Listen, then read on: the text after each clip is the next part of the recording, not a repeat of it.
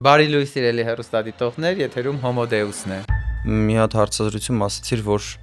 առանց հեռուստատեսության քո կյանքը չես պատկերացնում։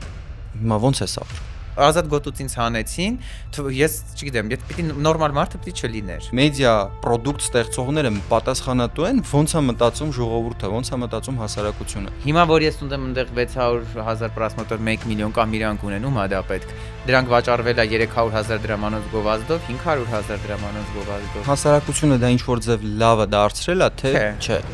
Երկուսի պրոդյուսերները հանդիպում են, սկանդալները պայմանավորվում են։ Իսկ եղել են արդյոք մարդիկ կամ թեմաներ, որոնք արգելված է եղել խոսել։ Լիքը սելեբրիթիներ էլ հետաքրքիր չեն ոչ մեկի։ Հայկական սերիալների գերակշիռ մեծամասնության մեջ տղամարդը դա տրյապկայի կերպար է։ Հիմա երգում ենք, մեկը իր դոշերն է ցույց տալիս, ամեն մեկը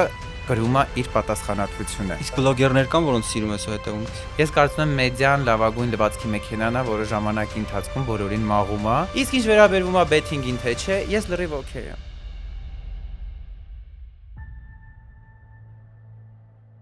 Ողջույն, դուք դիտում եք Հոմոդեուսը, ես Դավիթն եմ ու իմ հյուրն է այսօր Արտակ Վարդանյանը։ Ողջույն Արտակ ջան։ Ողջույն Դավիթ ջան, ողջույն։ Ինչպե՞ս ես։ Շատ լավ, շատ ուրախ ու լավ տրամադրությամբ։ Լսի, ես նայում էի այս վերջին 5-4 օրը նայում եմ քո բոլոր հարցազրույցները համացանցում։ Իդեպ հաճախ նկատում եմ, որ երբ որ կանչում եմ ոդքասթների, չեն ուսումնասիրում հյուրին,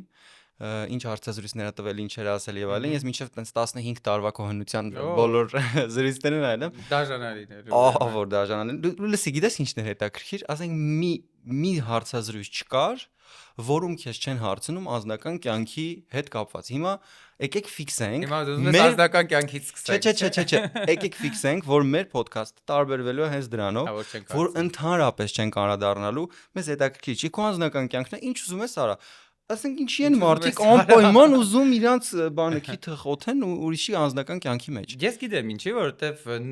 դա բերում է view, դա բերում է rating ու նույն ես որ հրավիրում եմ ինչ-որ մեկին հաղորդման հյուր, ինքս էլ եթե դա հարցազրույց ժանրում է, ուզում եմ իր անձնականի մասին հետաքրքրվեմ, աուդիտորիան հետաքրքիր է, եթե անկեղծ լինենք։ Դրա համար է ինձ հարցնում բարելույսի ժամանակ վերջին անգամ երբեմ սիրով զբաղվել։ Բայց արի ընդունենք, որ կոնտեքստում է, իհարկե, որովհետև գիրքներ դրա մասին, եթե դա օրինակ ասեի օրինակ ֆիզիկոս մեկին, շատ օթից կտրված ու զարմանալի կլիներ, ես նաև ասեմ, եթե դու դա անես ամիսը մի անգամ այդ հումորը, էլի տափակ կլինի, եթե տարին մեկ կրկնես, էլի տափակ կլինի, բայց 2-3 տարին մեկ կարելի է շքեղություն թույլ տալ։ Ուրեմն պատմեմ նրանց համար, ովքեր չգիտեն, Armenia TV-ում գրքի շնոր հանդես է լինում գայթակղել նոր պարվեստը։ Չգիտեմ ինչ պատճառներով ինձ ընտրել են որպես գրքի կարդացող էքսպերտ կամ մարդ, ով կկարդա ու կկիսվի կարծիքով, կանչել են բարելույս Արտակն ավարում ու մի անգամ հարցը տալիս է, երբեք Դավիթ վերջին անգամ սիրով զբաղվել, ես փորձում եմ տենց խուսավարել, հա, ու լավ էլ խուսավարում եմ առաջինը, չեմ պատասխանում, բայց Արտակը սպասում է, հենց հարմար առիթալի մի հատ էլ այդ հարցը տալիս, ինձ գցում է փակողու մեջ։ Դե գիտես, ամեն դեպքում ինձ համար մեդիան այդքան երկար տարիները լինելով, դա հետաքրքրությունն է, դա ինտրիգն է, դա ոչ թե չարությունն է ու քինախնդրությունը դիմացնի նկատմամբ, այլ երբ մենք տեսնում ենք ռուսական լավ ինտերվյուներ, ասում ենք, «Էս ինչ լավ հաջողված էր ու ստացված էր», դա նրանից, որ իրանք լիքը պայմանավորվածություններ ունեն միմյանց հետ, աուդիտորիան դարձնել ավելի հետաքրքիր։ Իրանք չեն աշխատում իրանց համար։ Ոնց ասեմ, Քսենիա Սաբչակը երբեք չի գնում Օլգա Բուզովայի հետ ուղակի ինտերվյու անում, արի նստենք խոսանք, ոչ։ Երկուսի պրոդյուսերները հանդիպում են, սկանդալները պայմանավորվում են ինչ որտեղ, չեմ կարող ասել դա 100%-ով, բայց գոնե առյուծի բաժին նրանք պայմանավորվում են ինչու, որպեսզի ինչ ասեցիր, ովքեր չէին նայում ձեզ, որ պատրոնները, որ պատրոնները ուշադիր լինեն։ Հիմա հետևաբար ստեղ գալիս է, ինչ եմ ես քեզ հարցազրույց տալիս։ Որ նենց անենք, որ ձեր վյուները շատանան, ամեն դեպքում վյուի դարաշրջանը, որ լինի դա հետաքրքիր, իսկ որպեսզի դա լինի հետաքրքիր, մենք ինչ որ բան պիտի մտածենք իրար հետ։ Որտեվ այս դարաշրջանում ես կարծում եմ հյուրը եւ կոնտենտ ստեղծող իրանք գործընկեր կազմակերպություններ։ Բայց մի sense բան կա, էլի, դրանից բովանդակությունը չի տուժում, արդյոք օրինակ viewer-ի հետևից գնալը նորմալ է, որ որովհետև դու զոհաբերում ես որևէ բան, օրինակ ինչ որ խորը զրույց չես անում ես սկանդալ, ոնց որ օրինակ տենց մի ժամանակ պատտվում էր կարճ այդ հատվածները, որ Մհերը Բաղդասարյան, չնայած Մհերին Բաղդասարյան շատ եմ սիրում ու իր տետատետը մեկ-մեկ նայում եմ, բավական հետաքրքիր զրույցներ ալնում կախված հյուրից, էլի ամեն հյուրից չի որ նայում եմ։ Մի ժամանակ ինչպես Լուիզա Ներսիսյանի հետ հաղորդում էր, որտեղ Լուիզան ջուր է, հա, Դե մեր փոքր շուկայի համար էլ ված չի։ Դա պայմանավորված էր Դա երևում է, բայց դա լավ է։ Դա լավ նախադեպ է մյուսների համար, որ ուղղակի չնստեն խոսող գլուխների պես խոսան, մի բան իրար հետ մտածեն։ Չեմ ասում 100% բռնենք ամեն ինչը պայմանավորվենք, բայց շատ կարևոր է, որ այդ սելեբրիթիները չգան, ասենց ասեմ, լիքը սելեբրիթիներ էլ հետաքրքիր չեն ոչ մեկին։ Այսօր սովորական մարդը, որը ինտրիգային է, հենա տեսնում ենք ինչեր են անում, իրանք ինստինկտով ավելի մոտ են մեդիային, քան են որ արդեն չեմ ուզում որևէ մեկի անունը տամ որ չվերեմ, լիքը հայտնի երգիչներ ու երգչուհիներ։ Իրանք միֆ է որ հետաքրքիր են, իրանք որովհետև արդեն հարցազրույց տալու ձևերը գիտեն, որ դինեն տենց ստանդարտ կլորիկ պատասխանները բոլորը նախորոք արդեն մշակված, իսկ տեղ Սապչակը մտնում է իր տուն, ասում է այս ձիու նկարի իմ նկարն է, հիմա տեսնում եք 3 տարիներ անցել է մարդիկ արդեն Սապչակին այդ ձիու այդ ինքնախարազանման ու սամասատիրայի ֆենոմենը կա ու դրա համար սա լավ օրինակ է, որ մենակ վյուներ չեն հավաքում, sense ծիծաղաշարժ ու անիմաստ հումորներ ստեղծվող կոնտենտը։ Եթե դու անգամ ոդքասթերի ու այդ հետաքրքիր ինտերվյուների մեջ դնես նախապես մշակված լավ PR տեխնոլոգիաներ, դրանք էլ կարան շատ լավ աշխատեն ու ձեզ ասեմ դրանք մեկը մեկին կլրացնեն։ Նույն ես ազատ գոտում են ժամանակ շատ սկանդալային թողարկումներ անում էի, բայց օրը մեջ էի անում։ Երկուշաբթի ուրբաթ էր, ես երկուշաբթի անում էի շատ սկանդալային բան, որ բոլորը խոսան, երկուշաբթի անում էի Նժդեհի մասունքներից, իրանք ավտոմատ դա նայում էին, հաջորդ օրը անում էի ավելի ահավոր սկանդալ, որտեղ արդեն հիասթափվել էին Նժդեհի մասունքների թեմայից, հաջորդ օրը անում էի թե որտեղ է օրինակ Չարենցի Գերեզմանի թեման, օրինակ պայմանական թեմաներ բերեցի, որոնք եղել են։ Լսարանին պահելը դա նաև մասնագիտության մի մասն է, ու կարծում եմ view rating միշտ եղել է։ Ես հիշում եմ, որ այն ժամանակ էլ ու միշտ բոլոր ժամանակներում TV-ում մենք ամեն օր 1.5 ստանում էինք ռեյտինգները եւ 1.40 բոլորի դեմքից լրիվ պարզ էր։ Ով ինչ արել երեք ում ռեյտինգն ավելի բարձր, ով լանչի ժամին ավելի հաճույքով ա ուտում ու դա շատ արդար է։ Ես ամեն դեպքում քանի որ մեդիան չեմ համարում արվեստ, ինքը պիտի լինի ճաշակով, շատ գրեհիկ պիտի չլինի, բայց նաև պիտի չլինի ձանձրալի։ Այսինքն կարելի է բանաձև դուրս բերել, բանաձևին։ Բանաձևի դուրս բերել եւ կարելի է մեդիան այնպես աշխատացնել, որ կանխատեսելի լինի իր հաջողությունը։ Միանշանակ, որովհետև միշտ բողոքում ենք հետևյալ կերպ, չէ, այս հաղորդումը ինքը լայն զանգվածների համար չէ, բայց ախր մեդիա է, արվեստել չի, չէ, որ ասենք 3 սերունդ են կողմեն նայելու այդ կտավը եւ հիանան եւ դրա գինը բարձրանա։ Հաստատ չէ։ Կարող է 100 պրոդուկտից մեկը դառնա այդ արվեստի գործը, բայց դրանք նախադեպեր են, օրինաչափություններ չեն։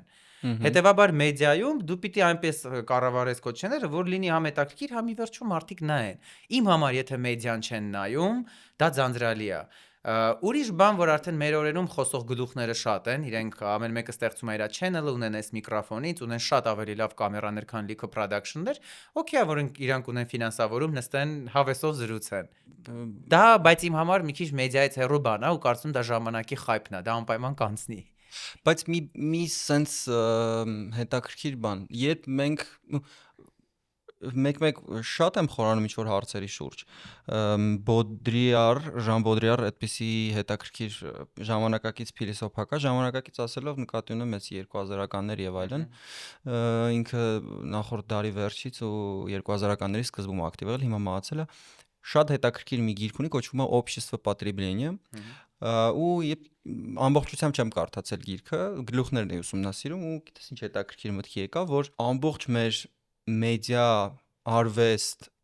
համակարգը հիմնվում է ի վերջո կապված է տնտեսության հետ եւ եթե դա սպառող չունի, դա երկար կյանք չունի։ Ավտոմատ կոնտենտը գնում է պարզեցման, որովհետեւ սպառողն է գնում պարզեցման, որովհետեւ պարզ կոնտենտն էլ ունի շատ view, որովհետեւ սպառողների ավելի լայն զանգվածի է հասնում ու հետեւաբար ստիպված հեղինակները մակարդակ են իջեցնում մեր ժամանակակից պայմանների մասին է խոսքը առաջ երբ կար խմբագրություն, երբ կար հեռուստատեսություն եւ չկար նման հնարավորություն հեռախոսով դուրս գալ մի քանի միլիոնանոց լսարանի առաջ Մրցակցությունը շատ ուժեղ է։ այո եւ TV-ին գնելն էր շատ դժվար եւ TV էկրաններին հայտնվելը եւ հետո այնտեղ երկար մնալը ու գումարած դրան այնտեղի հայտնություն իրական հայտնություն էր Իրական հայտնություն։ որ ինչ որ խմբեր չէին ճանաչում Մի բան նկատել ես, հաստատ նկատած կլինես, այն որ բլոգերներ կան, որոնք մեծ ուրախությամբ ասում են հեռուստատեսությունը մեռնում է։ ու հետո գնում են հեռուստատեսությամբ հաղորդում են անում Լավ, նույնիսկ եթե չեն գնում չի հաջողում։ Լավ, ես մի բան ասեմ։ Ոնց կարելի է ուրախանալ, որ մի բան մեռնում է։ Սովոր եկեք խնդրում եմ փաստենք, որ նորմալ մարդը, եթե ինքը adekvat մարդ է, չի կարող ուրախանալ, որ մեդիայի մի տեսակ մեռնում է։ Ինձ համար ես երբեք թերթի լրագրող չեմ եղել։ Չեմ սիրել թերթի ժուրնալիստիկան։ Ես ավելի շատ սիրել եմ, որ ինձ ցույց տան, ես երբեք չեմ թաքցրել, որ 12 տարեկան ուզում էի դառնալ հայտնի, դրա համար եմ գնացել հեռուստատեսություն։ Դրա համար թերթ չեմ գնացել, որտեղ ես ուզում էի ինձ տեսնեին, իմ հարևանները մատով ցույց տային, դուրս գալիս էր այդ process-ը։ Չեմ գնացել, բայց որ թերթի կուլտուրան ես սիրում եմ ու տխրում եմ, որ մեր երկրում մահանում է, դա ինչի չեն ասում թերթը մեռնում է, տեսակ, որտեղ իրանք թերթի հետ խնդիր չեն ունեցել ժամանակին։ Հեռուստատեսությունը, քանի որ այն ժամանակ շատ սեղմ էր, 100 հոգի որոշում էր դու լինեիր եթերում, թե չի շատ բարդ էր այնտեղ հայտնվելը, ու որ հայտնվեցիր արդեն աստղ էիր։ Անկամ առավոտյան ծրագրում դու մի հատ տեսանյութ էիր նկարում, դու հայտնի էիր։ Սրճարանում 4-ից 1-ը քեզ նկատում էր։ Հիմա խոսացող գլուխներում իրանք խոսում են, բայց չեն հասնում այդ հեռուստատեսային էֆեկտին, որը իրանք միշտ թվացել է, որ պիտի հասնեն։ Դրա համար ուրախությամբ փաստում են մահացավ հեռուստատեսությունը։ Լավ, ձեզ ինչ որ օրինակ նախ չի մահացել։ Չի կարող մեդիայի մի տեսակ մահանալ։ քաղաքական բանն է, այն որ նույնիսկ կարևոր չի ինչ որ մի բան եղել է թե չէ, եթե դու ասում ես ինչ որ կերպ նպաստում ես դրա լինելու կատարմանը։ Չեն կարող նպաստել, դա բնական process է։ Ամբողջ օրինակ Անգլիայում թերթերը ահա որ մեծ տիրաժ ունեն։ Գնալով շատանում են, մինչև հիմա Եվրոպայում ահա որ մեծ տիրաժ ունեն։ Գնալով, օրինակ անգլիական հայտնի ռադիոկայանները ամենապոպուլյարն են, քաղաքական ամենահայտնի ու սուր հարցադրումները արվում է ռադիոներով, հարթոք հաղորդումից սկսած։ Այսինքն նայած թե ինչ շուկան, ուղղակի մեր շուկան փոքր է, մենք միայն կենտրոնացած ենք շատ նեղ, ինձ թվում է նախ բլոգինգ բան, նախ պիտի այդ ոլորտը իրանք կայացնեն ինֆլուենսերները եւ հետո նոր կարողանան քննադատենք մեդիայի մյուս տեսակները, սա շատ նուրբ եւ շատ այսպես ծավալուն։ Գիտես ես ինչ միտք ունեմ դրա հետ կապված, միշտ կազմակերպված համակարգը հաղթելու է ու հաղթում է չկազմակերպված համակարգերին, չկազմակերպված նախաձեռնություններին։ Դες բլոգերների դեպքում օրինակ, հա, անհատ է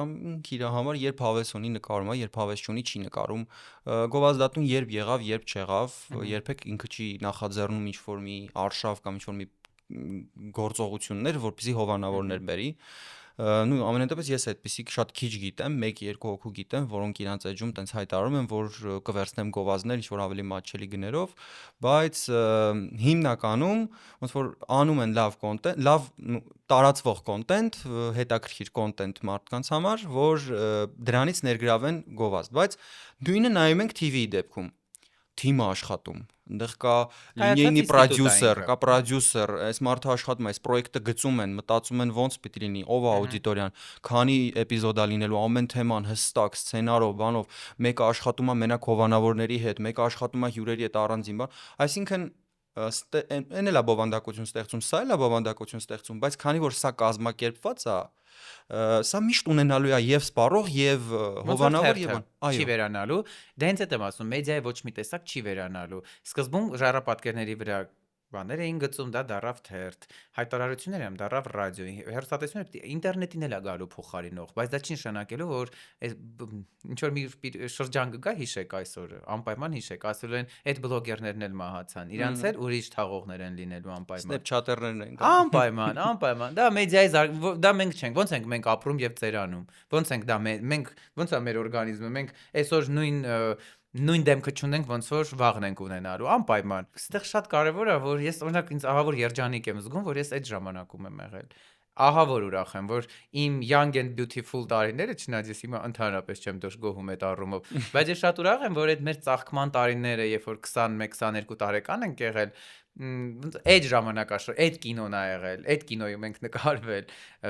Ես ինձ երջանիկ եմ զգում ու հակառակ այն մարդիկ, ովքեր ինչքան պնդում են, որ այսօր TV-ն մահացել է, ինձ թվում է իրանք տենց խոր իրանց մեջ աբիդահ ունեն, որ իրանք այդ ժամանակվա կինոյում չեն նկարվել ու տենց անցել է այդ կինոն գնացել է ու հիմա նոր սերիալներ են նկարվում, ինչքան նկարվում են, տենց դառնում է մի օրինակ։ Բլոգինգն էլ ինքը շատ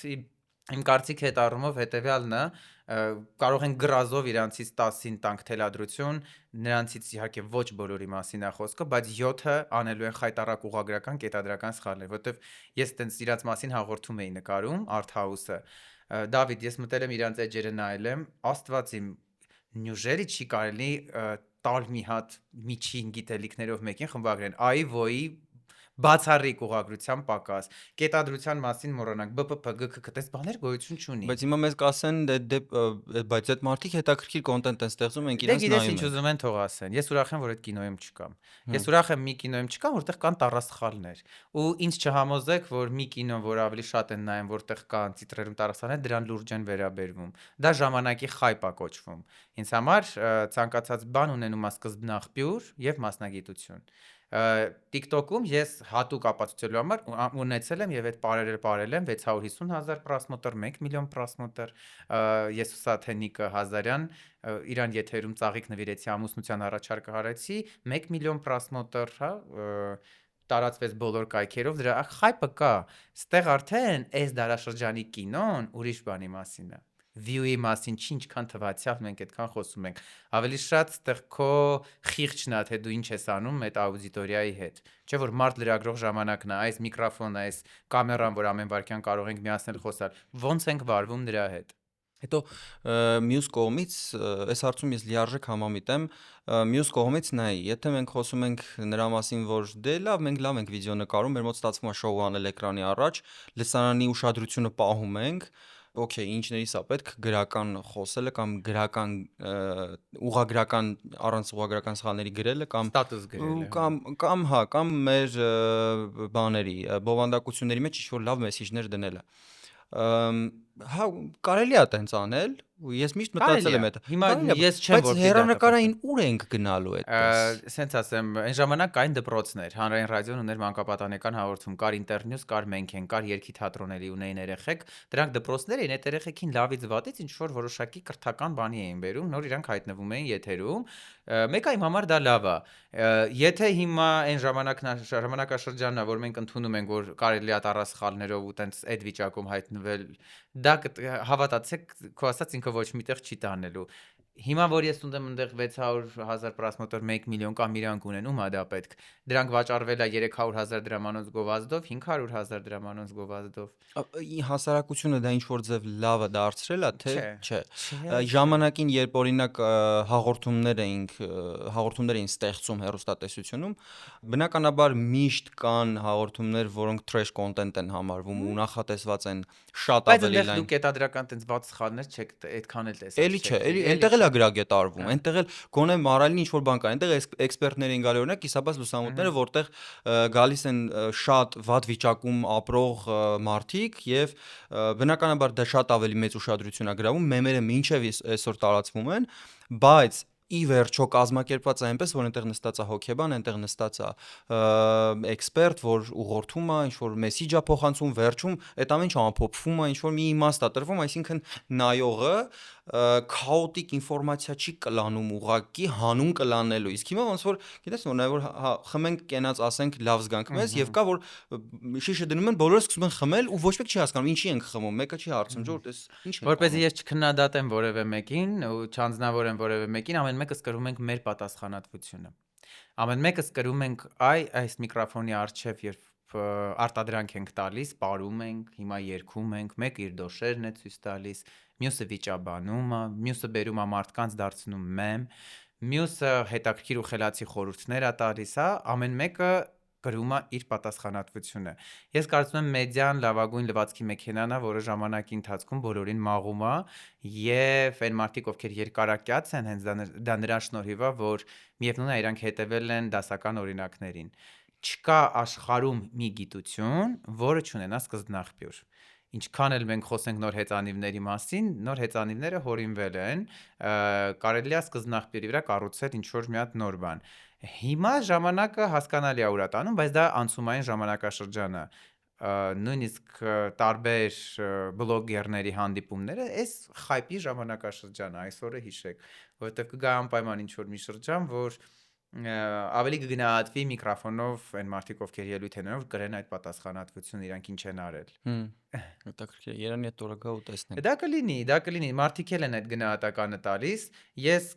սովոր չեմ իմ գոլեգաներին քննադատել, թեև ես ունեմ իմ հստակ կարծիքը այդ հաղորդումների մասին եւ այլն, որտեվ ինքս գիտեմ ինչքան դժվար է պրոդուկտ ստեղծել հեռուստատեսությունում եւ հաջողել։ Դրա համար ես փորձում եմ մենակ ինքս ինձ նենց անել իմ հաղորդումներում, այսինքն ես այդ բեռը վերցրել եմ ինքս վրա, սկսել եմ ինձանից, որ ես լինեմ գոնե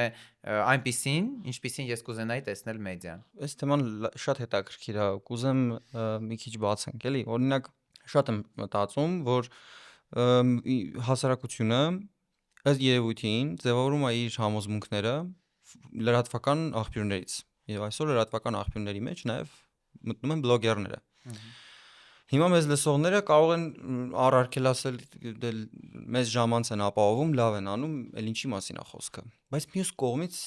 եկեք հասկանանք, օքեյ, ինչ որ մի հատ յուրաքանչյուր գործ, որը ես կանեմ, տիեզերա գնաց դառնալուց, ինժեներ լինելուց մինչև բլոգեր։ Որն այն վերջնանպատակը, բացի ստամոքսս լցնելուց, բացի գրպաններս լցնելուց ու ինձ ապահովելուց։ Իմ նպատակը ո՞րն է, ես ինչ եմ անում։ Ես հասարակությանը ինչ եմ տալիս, որովհետև եթե ես հասարակությանը փոխանցում եմ գաղափար, որ օրինակ մոր կերպարը, հայ մոր կերպարը դա են լաչար են վատ կինն են, որ սենց ինչ-որ շատ բան է, էլ ինքը տենց կրինժ է ժամանակակից լեզվով ասած, բայց իսկ տղամարդու կերպարը լող, իդեպ ասեմ դրանում մեղավոր են նաև հեռուստատեսությունները, որովհետև հեռուստատեսության ուսումնասիրություն էին արել իմ ծանոթները, բիզնես նպատակներով էին իդեպ արել, բայց հայտնաբերել էին, որ հայկական սերիալների գերակշիռ մեծամասնության մեջ տղամարդը դա կներեք արտահայտությանս համար տրյապկայի կերպար է։ Մարդ որը որ կամ աբյուզիվ է, այսինքն չի կարողանում իր էմոցիաները կառավարի ու նորմալ դիալոգ կառուցի, այո, կամ լրիվ թափթփուկի կերպար է, որը իրենից ոչինչ չի ներկայացնում, ոչ մի բարոյական հենարաններ չունի։ Սա էլ TV ոնց որ մեղավորություն է հարցում, որովհետև սերիալները նույնպես այդ ներդրումն ունեն այս ամենի մեջ։ Մյուս կողմից մտածում ասում, լավ, մենք պատասխանատու ենք, այսինքն մեդիա պրոդուկտ ստեղծողները պատասխանատու են, ոնց է մտածում ժողովուրդը, ոնց է մտածում հասարակությունը։ Դա շատ անհատապես է։ Գիտեք, այն ժամանակ էլ հեռուստատեսությունում կային խայպ ունեցող հաղորդումներ ու կհիշենք, որոնք որ հանրային մեծ ռեյտինգ ունեին, բայց ինչքան էին դրանք քննադատվում։ Այսինքն դա բոլոր ժամանակների մեդիայում եղել է, երբ որ դու կարող էիր որպես մեդիա արտադրող գնայր նենց հաղորդման մասնակցեր, որ այդ պահին կբերեր ռեյտինգ, բայց դու ոչ մեկն էր այդ հաղորդումը սեզոնը ավարտվում էր, դու ոնց որ վարկաբեկված լիներ, երբ քեզ ոչ միտեղ չէին Քո կանչում։ դեպքում եղել է այդպիսի հաղորդում։ Որը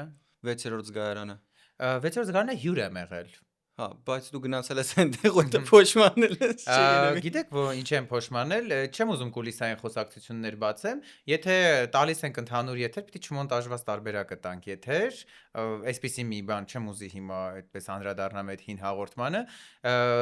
Իմ կյանքում ես ինչքան խուսափել եմ այսպես սկանդալներից, բոլորին թվացել է, բայց այդ սկանդալները միշտ իրանք շատ սիրուն ձևով եկել են իմ դուռը։ Իրականում այդ հաղորդումը ինձ ավելի նպաստավոր է եղել։ Ես նենց ինչ է, մի հատ մտել եմ այդ հաղորդման հյուր կորպորատիվ մտածողությունից իդեպ։ Հաշվի առնելով Կոլեգայի իհարկե, հանդեպ հաշվի առնելով թե ինչ սոլիդարությունից։ հոլդինգում էինք աշխատում եւ այլն եւ այլն։ Այսինքն ես բացառապես դրա համար եմ գնացել այդ հաղորդմանը։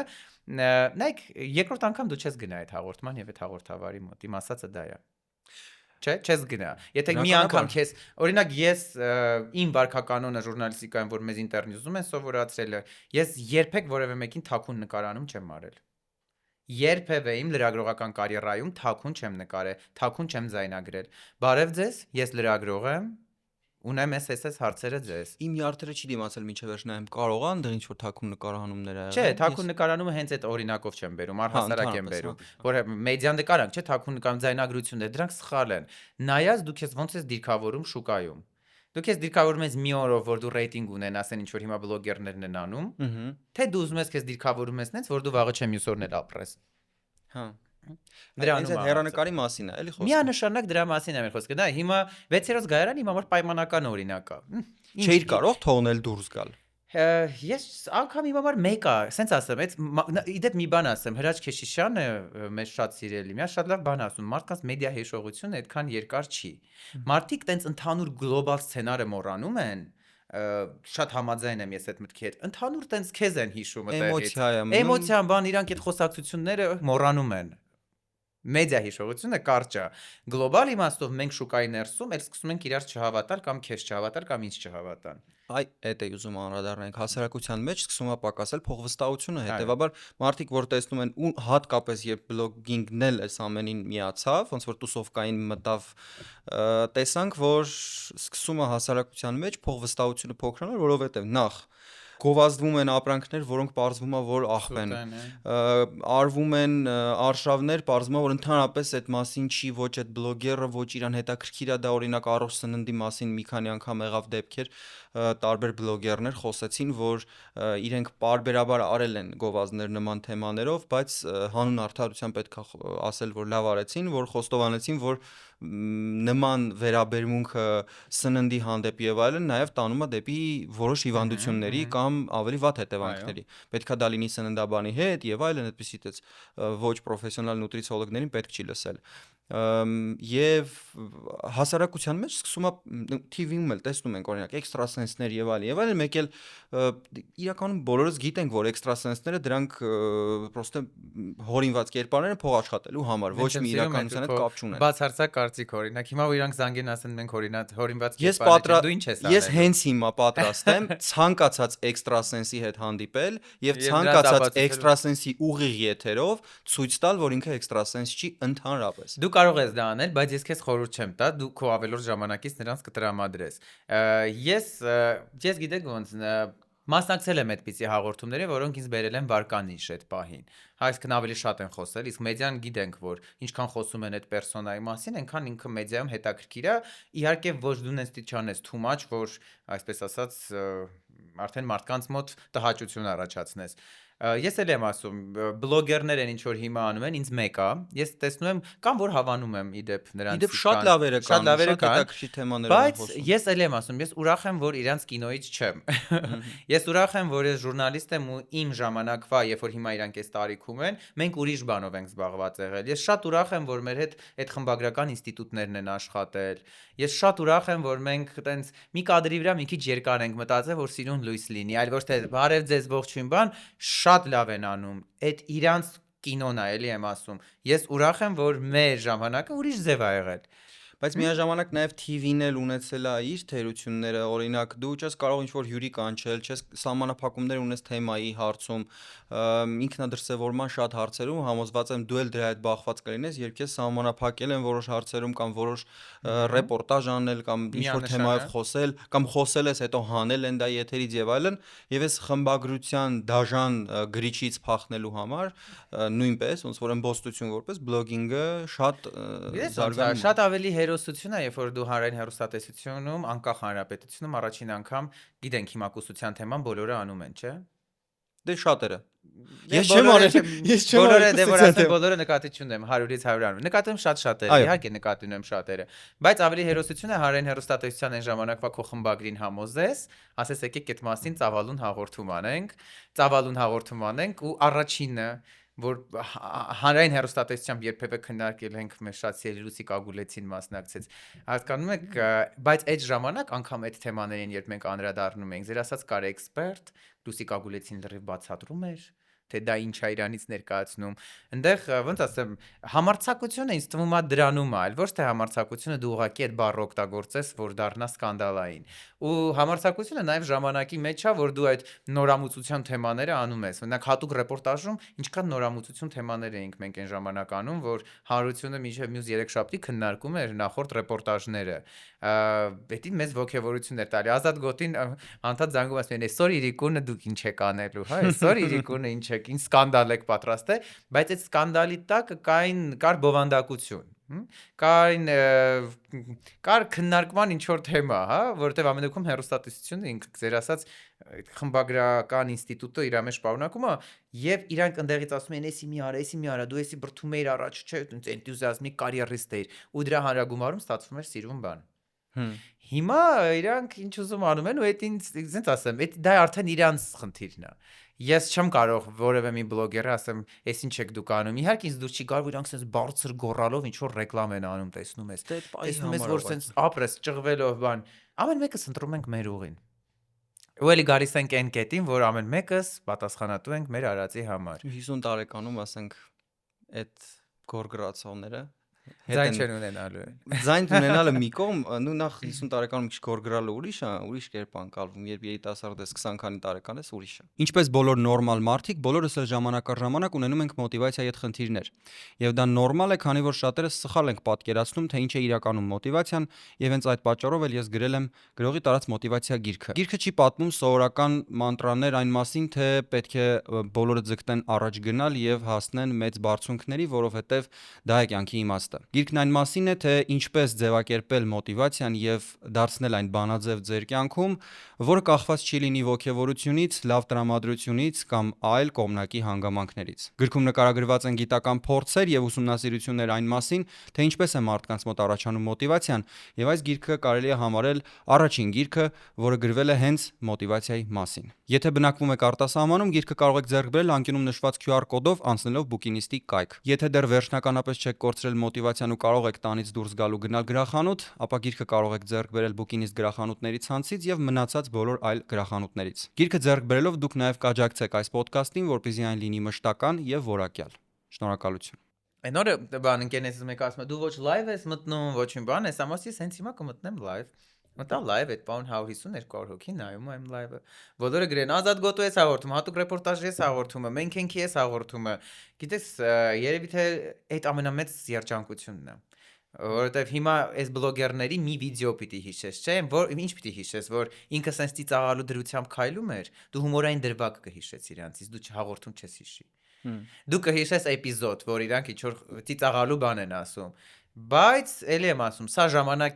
ժամանակաշրջանն է այդպեսին, իրանք մեղավոր չեն, իրանք հայտնվել են այս ժամանակի կաթսայի մեջ։ Իսկ եթե դու հայտնվեիր այս ժամանակի կաթսայի մեջ, արդյոք կդառնայիր բլոգեր։ Շատ դժվարանում եմ ասել կընտրեի այս մասնագիտությունը։ Ես սիրել եմ այն ժամանակվա հայտնիության հայտնիության ձգտումը ոնց է իր զսպելու քո մեջ կամ ինչ է իր անելու։ Գիտես ոնց է, ես ոչ թե ուզեցել եմ, այն ժամանակ սիրել եմ հեռուստատեսությունը, հեռուստացույց, ասենց նայեի ինքս ինձ, հեռուստացույցն եմ սիրել, այդ լույսերն եմ սիրել, տաղավարն եմ սիրել, հա։ Իսկ ինչով է տարբեր Ռոբերտ Մավիսակալյանի հաղորդումներն եմ նայել։ Այս հեռուստատեսությունը, այդ հեռուստատեսությունից քո կարծիքով ամենաթողությունն է, իսկ այնտեղ ամեն դեպքում ինչ որ դու կաղապարների մեջ փորձում ես ավելի խենթություններ անել, այդ խենթությունները մշակվում դառնում է կոկիկ, ու ինչ որ մի հատ սիրուն բան է դառնում։ Այս կացայում չէ, ես չէի ուզել լինել, իսկ հիմա ես այստեղ այնքանով եմ, որ ամեն դեպքում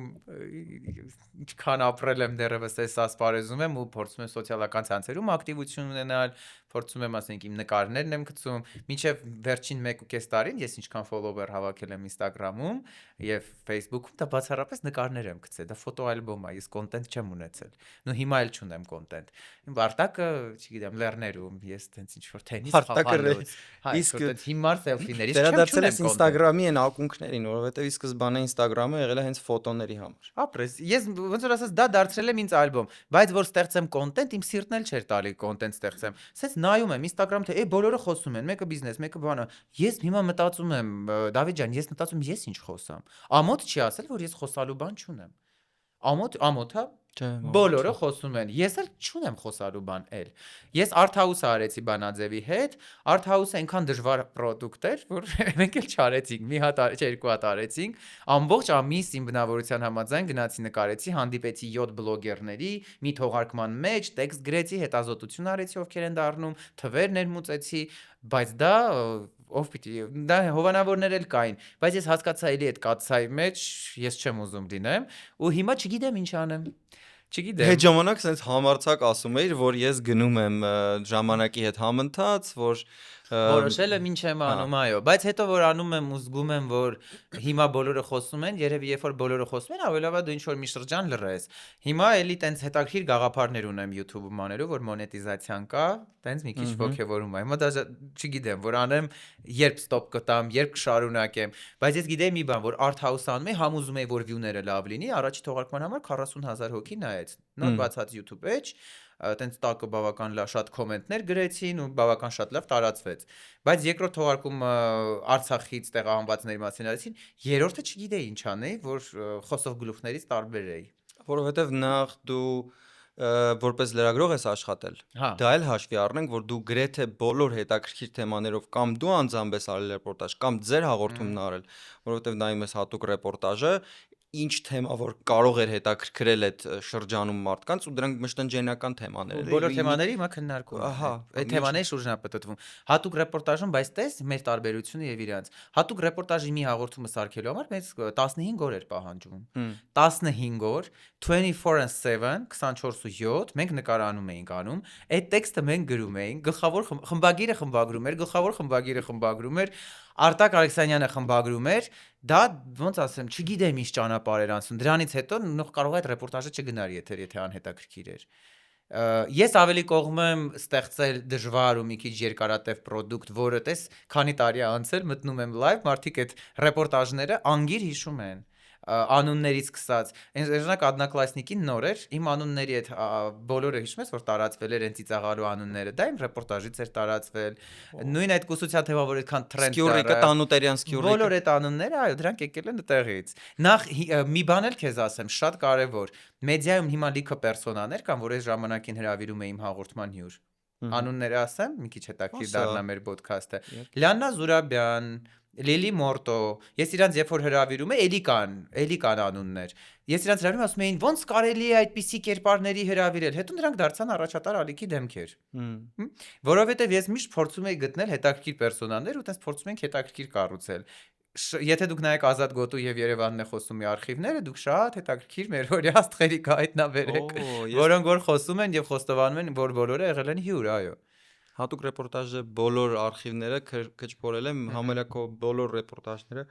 ուսումնասիրել։ Հատուկ ռեպորտաժով ինչքան լավ բան ենք անում, օրինակ Պուշկինի սկանդալ եղավ, որ այդ դպրոցի դասատուին հեռացրեցին աշակերտին ծեծելու համար։ Ես մի հատ ռեպորտաժ արեցի, սպուստյա մի տարի։ Այդ դասատուի մասին ինտերվյու արեցի, դասատուին տարա դպրոց, աշակերտների հետ հանդիպեց, իրանք բարիշեցին, դասատուն վերադարձավ աշխատանքի։ Ոնց ասեմ, մեր նպատակը չէր գնալ սկանդալը ցույց տալ, վայ, հիմա նայ, այս սկանդալը կարայի մենակ սկանդալը սենց նկարեի, ճիշտ եմ, որ մեկա նայելու էին, ինչքան են նայել, 450,000 մարդ, պարզա չէ, որ այդ ռեպորտաժը նայել են կռվի համար։ Բայց նաև մի քիչ էլ մենք ավելացնում էինք բովանդակություն, էլի։ Իմաստ ինչ-որ լավ բան։ Մի հատ լավ բան, մի հատ պոչ էինք ավելացնում, որ եկեք այս ձյաձին խոսանք, դանկում էինք այն ժամանակ ԿԳՄՍ չէր, կրթության գիտության նախարարությունն էր։ Բարև ձեզ, այս դասատուն, որ այն ժամանակ ասում էին, չէ, դուք ո՞նց կարաք տենց բան անեք։ Գնում էինք Վարշավյան պետի հետ հանդիպում էինք, խնդրում էինք ու դրանից հետո ինչքան happy end բաներ լինում, եկե պարզվում էր դասատուն ընդ դասավանդում էր։ Իմ համար ժուրնալիստիկան մի քիչ էլ որ դու փոխես էլ ինչ որ մի բան դրականը։ Նույն Avangard Motors-ի մասին այն ժամանակ ես Մանումենտի այդ հատվածի մասին այդ ընտանիքին, որ կոպեկներին տալի դուրս էին հանում, հետաքննության շնորհիվ չհանեցին։ Այսինքն մենք ունենք այդ ռեպորտաժներով երևի 80% success story-ներ, հաջողակ պատմություններ։ 4-րդ իշխանությունն է այո։ Հիմա հարց է առաջանում։ Ես որպես բլոգեր կարամ արի trend անենք հիմա իր այդ music-ը դնենք գժավարի, ինչքան քեզ ասում գժավարի պարենք, այնքան մեր view-ները շատ է լինելու։ Տես Քսենիա Սապչակի ինչ ասում է,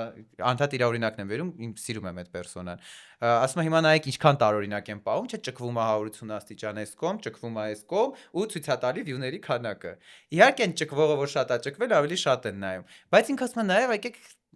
նենց բան անենք այդ ճկվելուց բացի, մի հատ է տենց մի քիչ խելոք պոչ դնենք։ Իմ քննադատությունը բլոգերներին էստեղ է։ Մեկ էլ որ դուք ստատուս եք գրում, լավ, մի հատ խելոք ընկեր չունեք ձեր շրջապատում, այդ 4 տող ուղարկեք, ասեք ChatGPT, ասեք ChatGPT, ես 5 տողը որ գրել եմ, ստեղ կետադրական, ուղղագրական սխալ կա, թե չէ։ Էդ էլ մի քիչ աշխատասիրության, մոտեցման, մեդիային մոտենալու շնորհքն է։ Պատասխանատվության նաև, որովհետև շատերի համար դա նորմալ է, դե մենք սենց արել ենք, մարդիկ դա լայքել են, հետեւաբար նա այստեղ շատ մի հատ կարևոր վատ եւ լավ բան կա։ Եվ լավը բովանդակային առումով, եւ վատը գրեթե հավասարաչափ է լայք ստանում Այսինքն եթե դու շատ լավ բովանդակություն տաս, որը մարդկանց պետք է, դա կլայքեն։ Եվ եթե մի բան տաս, որը տոտալ վատ աղբա, դա նույնպես կհավաքի դիտում։ Տեսեք իմ Instagram-ի էջը ներողություն, որ մտնեք, երբ որ Արուս Կավկասի հետ շատ անկապ հումոր եմ անում, խոզուկը խորոված, խոզուկը տափակած, խոզուկը ապրել էր ուզում։ Բարի լույսի։ Հա, 700,000 պրասմոտր։ Հիմա հարց առաջանում, ես որպես Արտակ Վարդանյան ուզում եմ այդ խոզուկը խորովածի շարքը շարունակեմ փեչը։ Խոզուկի մեջի Հա, տղերք։ ասենք այդ շրջանում ես մտնում եմ, ասենք ինչ որ gym կամ բան, այդ ինչ վիդեո էս գցել, վա, նայեք, այդ ճանաչումը այլևս ինչ չի ուրախացնում։ Ինձ 12 տարեկանից ճանաչում են։ Մենք ենք իչափ ռեյտինգ, թող ոչ մի հաղորդում չունենա, հատուկ ռեպորտաժի չափ Ազատ Գոտու, Երևանն է խոսում մի։ Ու հիմա մարդիկ կան, հələ մի հաղորդում են անում, դա կայանում է, իրանք միանգամից տես թևերով թռնում են։ Այ մարդը դու քո երկրորդ պրոյեկտ արա, մի սպառվի, երրորդ արա, չեմ ասում 4-րդ, 5-րդի, 6-րդի եւ 7-րդի մասին։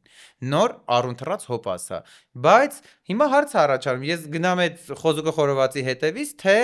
մի քիչ էլ նենց անեմ, որ որպես տենց Արտակ Վարդանյան մի քիչ խղճի տեղ թողեմ, ինքս իմ առաջ, ինքս իմ հանդիսատեսի առաջ։ Հիմա որ հեշտացել է մարդկանց բոլոր նվիրական երազանքները, որ ժամանակին հայտնվել էկրաններին, լինել հայտնի եւ այլն, բոլոր այդ երազանքները դադարել են լինել երազանք, ուղղակի ամոթի ու սեփական խղճի հետ կռիվ են դարձել։ Ասեմ ինչի է նման հիմա։ Ֆրանսիական համալսարանին Գիտեք, որ ֆրանսիական համալսարան հեշտ է ընդունվել է, դժվար է ավարտել է։ Կան համալսարաններ, որ դժվար է ընդունվել է, որ ընդունվեցիր արդեն կավարտես։ Հիմա շատ նման է դրան, որովհետև հիմա հեռուստատեսություն կարող ես մտնել 100 հաղորդում վարի, թող գլուխդ պոկեն, դնեն լոգոյի փոխարեն, պոպուլյար չես դառնալու, ոչ էլ սիրված ես լինելու։ Հեշտ է մտնելը, դժվար է առանձնանալը։ Առաջ շատ բարդ էր մտնելը, դա չգիտեմ։ Մնալն էլ էր Տենց վուդուներ պիտի անեիր, երկրի աստվածները պիտի քո կողմից լինեին, լուսինը ճիշտ դիրքին լիներ, որքան հաղորդավար ու դերասաններ կորան, ուղղակի չկան։ Ու շատերը նույնիսկ հիմա, որոնք առաջ TV-ում դեմք էին ու հիմա զբաղված են լրիվ ուրիշ աշխատանքներով, մասնագիտություն են փոխել եւ այլն, որովհետեւ հեռուստատեսային այդ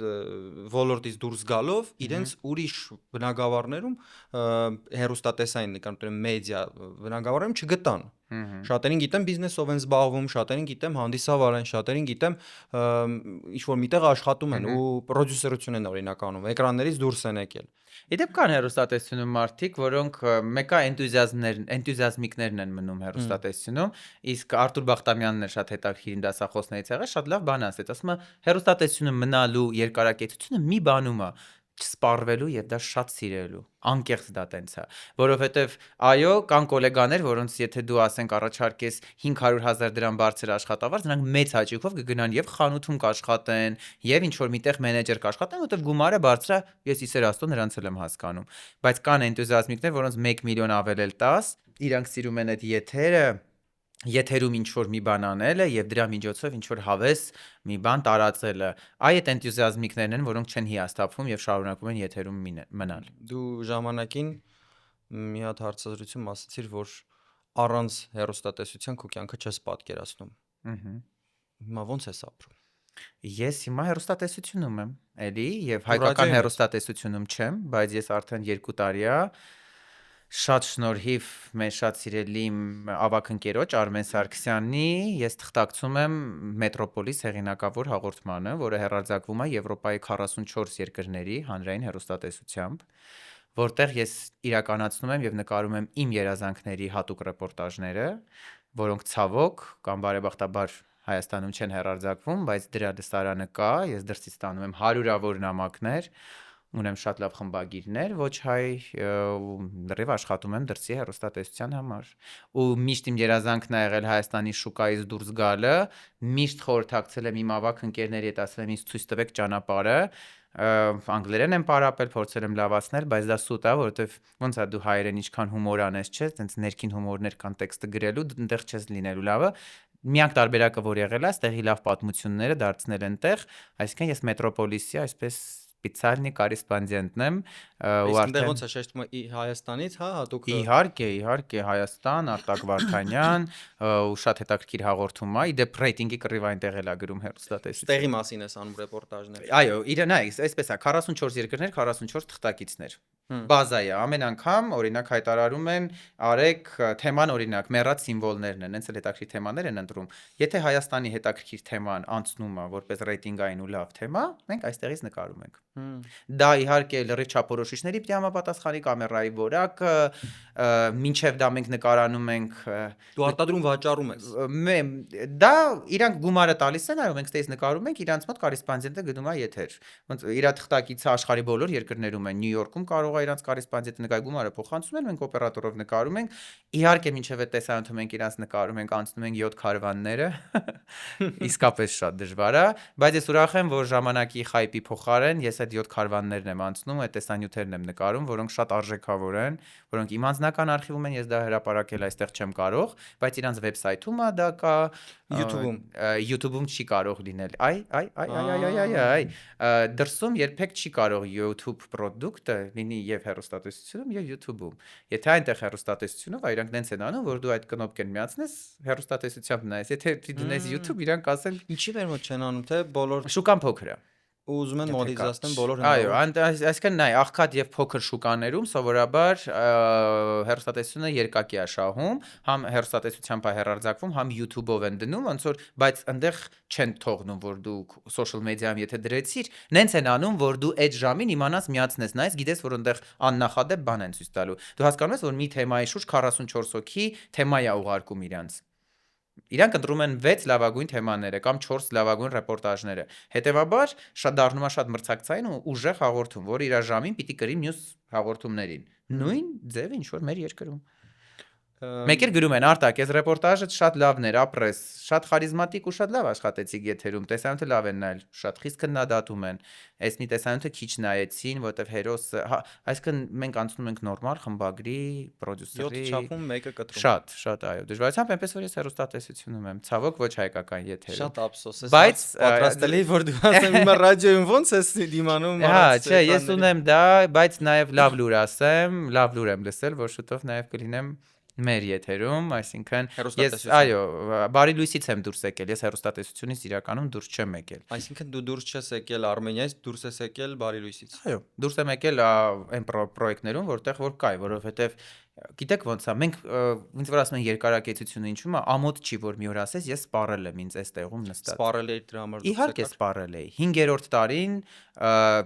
ես գիտակցական չեկա դրան, իհարկե ինչ որ տենց բաները ստիպեց, որ գար դրան, բայց ես վերջին 2 տարում մոտենում էի պրոդյուսեր Ռոբերտ Մարտիրոսյանին, ասում էի Ռոբերտ, ես էլ չգիտեմ, օրինակ Թումանյանի թանգարանի տիկնոջը էլ ինչ հարց տամ։ Եթե ես առաջին 3 օրերին խանդավառ էի, սենց հարցեր էի տալի, ոգևորված ու դրա շնորհիվ էր դառնում բարի լույսը հետաքրքիր, 4-րդ տարում ես արդեն ընկել էի ու 5-րդ տարում էլ ես փորձեցի ձգել։ Գիտես, շատ ավելի լավ է դու քո տեղը զիջես ինչ որ մեկը գա։ Իդեպ ես հաջորդ օրը փոշմանել էի։ Ինչի՞։ Իմ որոշման համար, հա։ Ինչի ով որ եկել էր քո փոխարեն։ Չէ, ես նախ չգիտեի ով է եկել, հետո նախ դա իմ համար ընդհանրապես թեմա չի, որ դու դուրս ես գալի, parza մեկը պիտի գա։ Ես դե որ առավոտ հաղորդում ունեմ ես, դու չես։ Չէ, նախ էլ օգոստոս էր, ես չէի տեսել ով պիտի գա, այսինքն պիտի գար սեպտեմբերը նոր թե։ Չէ, փոշմանել էին իմաստով, որ կայացնում ես մի հատ մեծ որոշում քո կյանքի համար։ Հաջորդ օրը ասես կարող ես մնամ գործազուրկ, վերջ, այլևս այսքան տարի աշխատելուց հետո սա այն հարվածն էր, որ ես արդեն կարիերաս վերջացավ, հա, սովորական կպչուն մտքեր, շատ անկեղծ եմ ձեզ հետ։ Ապրես, կոմֆորտ զոնայից դուրս ես եկել, այդ բոլոր ստրեսները ես օգոստոսին ունեցել եմ, հա, ոնց պիտի լինի, բայց այդ ստրեսները ինձ ոնց ասեմ, ես շատ ստրեսակայուն եմ արդեն հեռուստատեսությունում այնքան տարբեր բաներ եմ տեսել, այո։ Դրա համար ես ինձ արագ հավաքեցի, փորձեցի ես եվրոպական կողմը մետրոպոլիսի հետ զարգացնել, որպեսզի ամեն ինչ նորմալ լինի, փառք ես ռադիո պրոդուկտ եղավ, իսկ ինչի էի փոշմանել, որովհետև ասեցի, բայց կարելի է բան, ցավոք բացասական պատասխան ստացա, որը որ ինձ համար շատ լավ էր, որովհետև եթե դա չլիներ, չէր լինի այսօրը ու չէր լինի հետագա մյուս հաղորդումները։ Որտեղ ես այդ բարի լույսի տաղավարում էլ չգիտեի ինչ հարցնեի հյուրերին, որովհետև սովորաբար ինքը ինֆորմատիվ բնույթ է կրում։ Շատ լավ է, թող գան նոր երեխեք, նոր հաղորդավարներ, տեսնում ենք։ Թող իրանք Ես չեմ տեսել նոր հաղորդավարին։ Հա, ամեն դեպքում թող իրենք էլ գան փորձեն։ Թող դա էլ գուցե իրան ժամանակաշրջանը։ Եվ ես կուզեմ, որոր այնքան ազնիվ լինեն, Եթե ինչ-որ միտեղ իրանց սպառում են, ունենան իմ քաջությունը, գնան ասեն, որ այստեղ կարող է ես սեզոնն էլ, գիտեք, տենց շատ լավ Քանի պայմաններով է։ երկրորդ հաղորդավար ես հրաժեշտ տվել, քանի երկրորդ հաղորդավար ես ճանապարհել բարի Իմ լույսում։ դրդմամբ թե Չէ, քո հա, դրդմամբ էլ ես շատ շատերին եմ Մի ճանապարհել։ վարքյան էքսկլյուզիվ քո դրդմամբ էլ Չէ, իմ դրդմամբ նկատի ունեի, որ հակառակ ինչ-որ մեկի դրդմամբ ես ինչ-որ պրոյեկտում չլինեմ, Հա, չէ, դու բարի լույսում երկրորդ հաղորդավար քանի անգամ ես փոխել։ Որ հետից հաղորդավարը գնա։ Այո, քանի անգամ են փոխել քո հետի։ Եղել է Դիանա Մալենկոն, հետո Արևիկը, հետո Ռոմելան, հետո Անահիտը, կարող է ինչ-որ մեկին մոռացա։ Հիմա այդ նորը Լիլիթը իրանց հետ են վարել։ Էլ եմ ասում, վերջին տարիներին ես ինձ տեղ զգում էի իմ խղճի առաջ ոչ ճիշտ։ Ես կարող էի սեզոնում էլ լինել բարի լույսում։ Այո, կարող էի սեզոնում լինել, ոչ մի բան ձեն չհանեի, չխոսեի որևէ բանից, կգնայի բարի լույսի դեպ ավտոմատ ռեժիմով կարող եմ վարել։ Ինձ ուզում ես առավոտը 6-ին արթնացրու ասա բարի լույսն է, շատ սիրուն դենց վարեմ, որ էլ ասելու չի։ Բայց արդյոք էլի հարցը առաջանում է, իմ կյանքի նպատակը է թե չէ։ Իսկ Արմենիա վերադառնալու հավանականություն ունես։ Ես Արմենիայից դուրս չեմ եկել, հենց էտա, ուղղակի առուն թրաշ չեմ ուզում հոп ասեմ, ոնց որ թե կա նախագիծ, որ ինձ ասել են մտածի։ Ու հիմա եմ մտածում, եկեք մտածենք։ Ես արդեն մտածել եմ, մնում է դա իրականացնենք, ու դա կլինի, տեսեք, երևի ամեն ինչ ավելի ճիշտ է ստացվում։ Կարևորը հետո մենք ընդհանուր հասկացանք, որովհետև ես պրոյեկտից գնացի անկեղծ, որովհետև ես ինձ այնտեղ արդեն սպառել էի, շատ լավ է, թող գան նոր հաղորդավարներ, իրանք էլ իրանց ձեռագիրը բերեն, ոնց ենք մենք մեր ձեռագիրը բերել բարի լույսում։ Ու այդ որ եկանք բարի լույս, ողջույն Սաթենիկ, բարի առավոտ Սաթենիկ, բարի լույս, ինչ ես պատրաստել այսօր։ Ես այդ նախադասությունը նորմալ է, չէ՞ որ 5-րդ տարում էլ չէի կարողանում ասել, ու արդեն երևի թե պիտի գային նոր դեմքեր, իրենց նոր ձևակերպումներով։ Հիմա մի խնդրանք, ես կարող եմ մի բան խնդրել։ Կասես, բարի լույս սիրելի հեռուստադիտողներ, եթերում է Հոմոդեուսը։ Բարի լույս սիրելի հեռուստադիտողներ, եթերում Հոմոդեուսն է։ Ընտիրես անոս ենք դնում։ Շնորհակալություն։ Բացառիկ բան Հայաստանի լավագույն հաղորդավարներից մեկը բացեց Հոմոդեուսը։ Հոմոդեուս podcast-ը ամբողջովին նկարահանվում եւ արտադրվում է Spin Ideas Agency-ում։ Այստեղ կարող եք ոչ միայն նկարահանել ձեր podcast-ները, այլ նաեւ կարող եք ձեռք բերել ծառայություններ ձեր ընկերության մարքեթինգի, բրենդինգի եւ այլ ուղղություններով։ Ծառայություններից օգտվելու համար գոյություն ունի ստանդարտ արժեք եւ հատուկ արժեք, որը տրամադրվում է Homodeus պրոմոկոդը նշելով։ Եթե որոշել եք ձեր բիզնեսը բարձրացնել նոր մակարդակի, ապա զանգահարեք նշված հեռախոսահամարով։ Ես ուզում եմ հարցնել Բանաձևի տարիներից։ Ոնց էր Բանաձևի տարիներին, երբ նկարում էիք հատուկ ռեպորտաժը, երբ քո ոնց ասեմ, չասեմ պիկներ կարիերայի ըստ իմ ընկալման, բայց քո եռանդի ու էներգիայի բարձունքն էր հաստատ։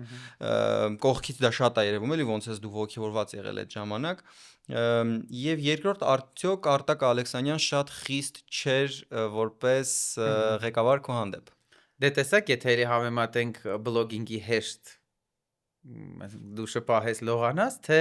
տենց ստեղծես պարարթող ջակուզիում դու աշխատել ես տարբեր հեռուստատեսային մենեջերների հետ։ Ամենախիստով ա եղել քո հանդեպ։ Տարբեր խստություններ են եղել, բայց հատուկ ռեպորտաժի տարիները դրանք չեմ կարող ասել, դա ուզում եմ նենց ձևակերպեմ, որ հասկանալի լինի։ Աստղային։ Դա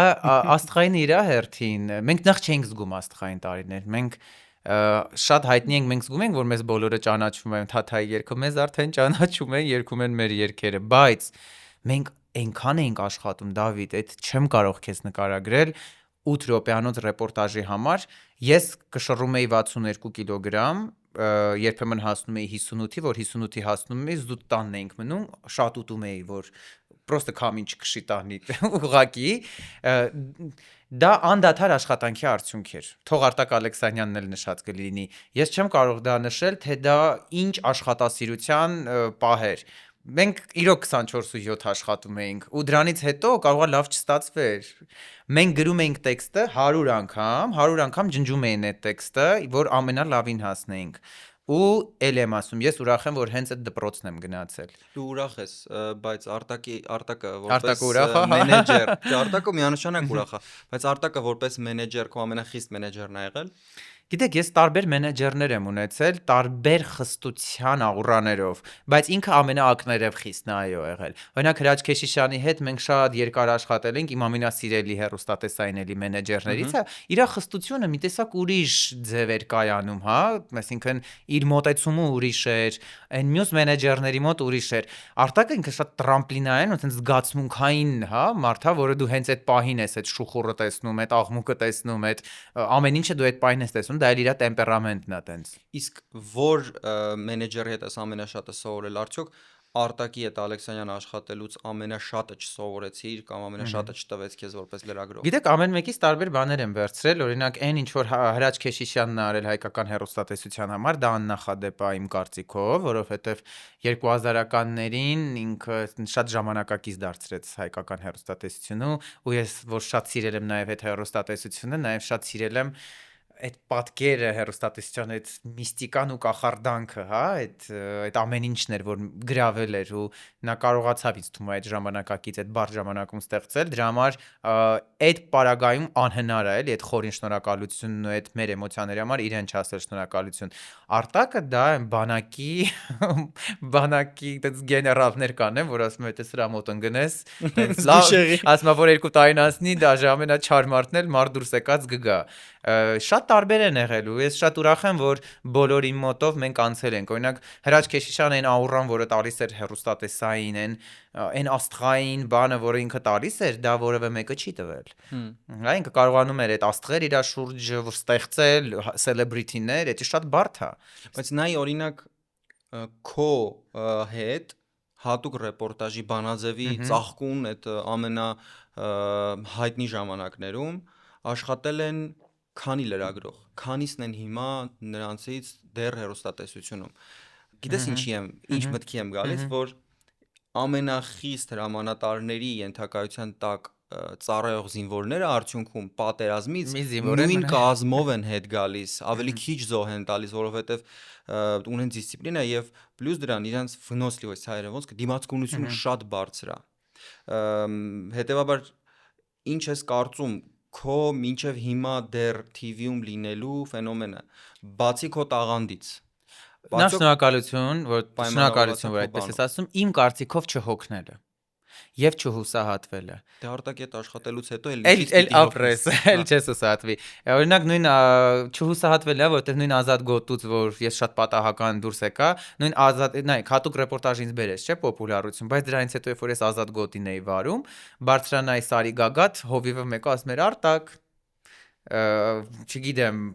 դա բերեց ընդհանուր, տենց ասում ժողովրդականություն է դի բերեց Ազատ գոտի հաղորդումը, դրա համար իրանք շատ էմոցիաները շատ տարբեր են եղել, շատ տարբեր են եղել։ Իսկ ինչու մյուսներին չէ, իմ չհոգ, որ Ազատ գոտուց ինձ հանեցին, ես չգիտեմ, եթե պիտի նորմալ մարդը պիտի չլիներ։ Պատկերացնես, ես 21-22 տարեկան եմ, ամեն օր անում եմ այդ հաղորդումը շատ բարձր ռեյտինգ ուներ, դա գիտեմ բոլոր մենեջերները, նույնիսկ Արտակ Ալեքսանյան զանգում ասում, հո դու աննորմալ չես, այս ինչ բարձր վարկանիշ է, ես հիշում եմ այդ իր զանգերը, որ զանգում էր սերիալներից, երբեմն հավասար պատկերացնում ես։ Ասում անասուն։ Հա, անասուն ինչ ռեյտինգ է, ասենք 10 քանի, հասկանում ես, դա 10 քանին, հիմա շատ սերիալներ չունեն այդքան։ Այդքան բարձր տենց շատ բաներ, բայց ես նախ չէի հասկանում այդ ռեյտինգի բանը, ես անդադ պատրաստում էի հաջորդ օրվա հաղորդմանը, որ լինի ավելի ուժեղ, իշո ավելի ուժեղ լավ հաղորդումներ, ու ես համարյա օթերով էի, որովհետև տենց ճանաչում, լիքը իվենթներ, բոլոր տեղեր, տենց եւ այլն, մեկ է շատ մի օրում, որ դու էլ Ազատ գոտին չես վարելու։ Իսկ դա քո որոշմամբ թե ոչ, դա իմ որոշմամբ չէր։ Ես միշտ հիմա չգիտեմ ու մի բան ասեմ, այն պատմություններ կան, չէ՞, որ ինչքան ժամանակ է գնում, այնքան դու խճճվում ես, բայց պաշտոնական տարբերակով ով էր որոշել։ Չգիտեմ։ Ես 22 տարեկան էի, ինքնահավանի երբեմն, այո, մի քիչ տենց տարված ինձանով, ես իմացա, որ ես էլ չեմ վարելու այդ հաղորդումը, ել եմ ասում, նորմալ մարդը պիտի չլիներ այդ ոնց ասում այդ վերևից ընկնելուց ժայռից դու ընկնում ես մեկ օրում դա քո հաղորդումը չի ընդ որում այդ հաղորդումը գույնները տաղավարը ամեն ինչը մտածել ես դա իմ հեղինակային հաղորդումն էր դա Արմենիայում էր ոչ դա հմեկում էր Ազատ գոտին ով էր պրոյեկտի տնօրենը Դու հիմա արդեն հարցակնդություն ես, պրոյեկտի տնօրենը չեմ էլ հիշի ով էր, կային չեմ հիշի, մեղավորներ չեմ փնտրելու, անկեղծ չեմ փնտրելու մեղավորներ, որովհետև պատմությունը ինչքան գնացել է, այնքան ես չեմ հիշի ով է մեղավոր կամ ինչի եմ դուրս եկել, անկեղծ, ու դա հետաքրքիր էլ չի։ Ես ձեզ պատասխանում եմ կոնկրետ հարցին, երկարակեցությունը, դա չհանձնվելն է հեռուստատեսությունում, որովհետև ոնց ասեմ, շատ դաժան է, չէ, որ դու քո հեղինակային հաղորդում ես, որը ռեյտինգի պիկին է, որտեղ դու ստանում ես պրեմիա լավ աշխատանքի համար նախորդ ամիս, ես ամեն ամիս տենց ինձ պրեմիա էին տալի, դե բնականաբար շատ լավ էր ամեն ինչ, ու մեկ էլ դու մի օրում դու չես վարում այդ հաղորդում, դա շատ դաժան է։ Ու ես տես լիքը գոլեգաներ ունեցել են, որոնք հիասթափվել են, վել չեն շարունակել։ Էնտուզիազմ եւ դիմաց Դա որ թվականներ։ դա 2010-12 թվականներն էր։ Դու քանի տարեկան ես։ 12 թվականին 16 Հա։ 16 Լավ, վերադառնալով Դաժանությունից Բանաձևի վերադառնալ։ տարիներին, հա, Մհմ։ դաժան ասեցիր, միանգամից մտքովս անցավ քո հաղորդումները բանի, որտեղ դու ռեպորտաժներ էիր անցկացնում տարբեր թեմաներով ու նայեցի թակելով երկնքի դարպասները ռեպորտաժը, որը հիշես, էքստրասենսների, գուշակների, հրաշագործների եւ հրաշքների մասին։ Այնտեղ մի հատ տղա կար, որը ձեռքը դնելով մարդկանց գլխին բուժում էր, որովհետև Հիսուսին էր տեսել, իրեն ասել էր, որ դու պիտի բուժես, ու շատ հետաքրքիր էր ինձ, որ այդ տղամարդը ոչ մի գումար չէր վերցնում դրա համար։ Ես միան դրա համար է նկարահանել եմ իրեն։ Հիմա հարց, արդյոք որպես լրագրող դու այդ ժամանակ թույլ էր տալիս քեզ որոշ բաներ չհրապարակել միստիկան պահպանելու համար եւ իրականում պարզ էր, որ այդ մարդը ոչ մի բուժիչ կամ բուժող ունակություններ չունի, թե իրոք դուք էլ եք զարմացած ու Նայ, մենք իսկապես զարմացած ենք, որովհետև թեման ոչ թե գուշակություններն էր, այլ հրաշքները, որոնք պատահել են մարդկանց հետ։ Թեման ոչ թե այդ տղան էր, այլ կին հերոսը, որ քաղցկեղից բուժվել էր։ Փաստացի, մենք ցույց ենք տալի, որ թղթերով այդ կինը եղել է քաղցկեղ, հետո չունի։ Փաստացի մենք այդ նույն ռեպորտաժում ցույց ենք տալիս, որ Իջևանի 19-րդ հարգից երեխան ընկել է ու չի մահացել։ քույրը բռնել էր։ Եվ քույրը բռնել էր։ Այսինքն, երի տեսեք մոտեցման հարց է։ Մենք ոչ թե ցույց ենք տալիս գուշակին որպես գլխավոր հերոս, ու ոչ թե ասում ենք, որ ինքը ճշմարիտ, այլ ասում ենք հրաշք է տեղի ունեցել։ Գիտեք ոնց է, դա էլ հենց խմբագրական ինստիտուտի կարևոր բառերի ընտրությունն է, որը չի դառնում մեսիջ, որ գնացեք գուշակների մոտ։ Երբեք մենք չենք ասել, մենք ասել ենք, որ սա հրաշքով է լինում։ Որ նույնիսկ եթե գնում եք այս մարդկանց մոտ, հա, դա ու մենք այդ հերոսին էլ ընտրել ենք միայն նրա համար, որ ինքը գումար չի վերցնում, եւ ամենակարևորը ունեինք հստակ փաստ եւ դիագնոզ, որ այդ մարդը կարողացել էր բուժել։ Եվ միայն այդ դեպքում այստեղ մի հատ շատ կարևոր հարց կա, էլի, մենք ունենք փաստ, որ մարդը կարողացել էր բուժել։ Արդյոք այդ մարդը բուժել էր, թե արդյոք դա համընկնել։ Եթե ես օրական 100 հոգու ձեռքին ձեռքս դնում եմ 100 հոգու գլխին եւ այդ 100 հոգին էլ հիվանդ են, մեկը բուժվում է, գալիս են ասում են, հեսա ձեռքը դրես գլխին բուժվեց։ Մնացածը չգիտեն են 99-ի, որովհետեւ ոչ մեկ չի տեսել։ Գալիս են այդ մեկին էլ նկարում են ու արդյունքում ես անուն եմ ձեռք բերում, որ ես բուժել եմ։ Ճիշտ է, կարող է եւ դա այդպես է, կարող է եւ ինքը դա չի անում, բայց ամեն դեպքում մենք իր արածը ասում ենք հրաշք, չենք ասում ինքը գուշակա եւ կա էքստրասենս միստիկաներ են։ Հերոստատեսյան միստիկան, որ ասում ենք, որ այս մարդը կարողացավ հրաշքով, հա, անել, դա կոչվում է հրաշք։ Իդեպ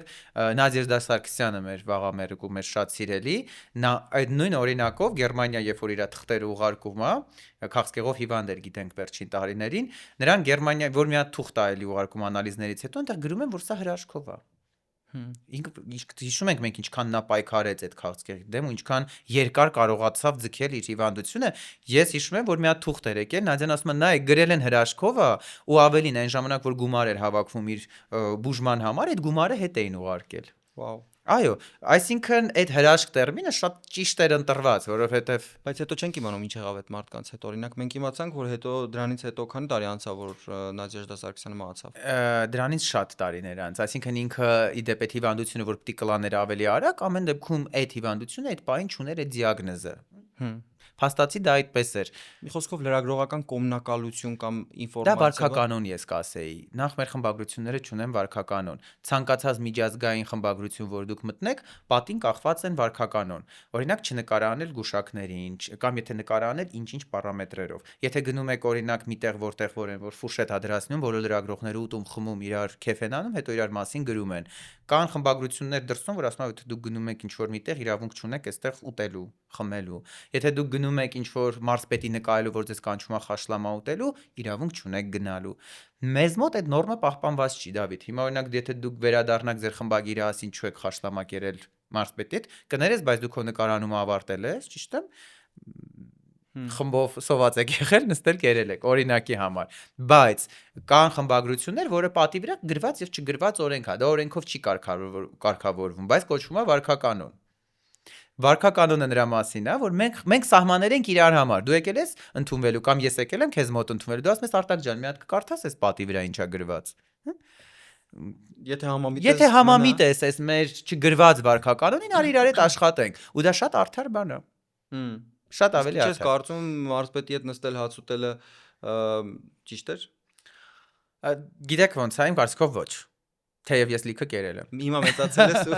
մեծացել ես ու հետեցնում Մենք այն ժամանակ չունեինք այդ վարքականոնները, որովհետև մեր ժուրնալիստիկան նոր է ձևավորում։ Եթե ինձ ինչ-որ մեկը կանչեր ասել էս վարքականոնն է, չի կարելի դա անել, ես իհարկե չէի անի, որովհետև դա ավելի ճիշտ է։ Բայց հիշենք ինչ ժամանակահատված էր, երբ որ մենք շատ ցածր աշխատավարձ էինք ստանում, սոված ծարավ գնում էինք ընդես, սոված գրուպա էր, երևի բնությունն էլ մեզ տենց պահել է։ Բայց եթե տենց մենք ապահոված խմբագրություն լինենք, իհարկե սխալ է, եթե դու գնացել ես իրան նկարես, ինչ գործ ունես մարզպետի հետ ուտես։ Եթե դու պիտի գաս անաչառ մի բան լուսաբանես։ Արդեն անաչառ չես։ Իհարկե դա անաչառ չես։ Իմ համար դա անազնվագույն է, մեկի հետ նստես հաց ուտես, մեկը գնաս իր մասին գրես։ Իհարկե դա շատ տարածված է։ Մի ամիս առաջ երբ նստած հաց էինք ուտում, հիմա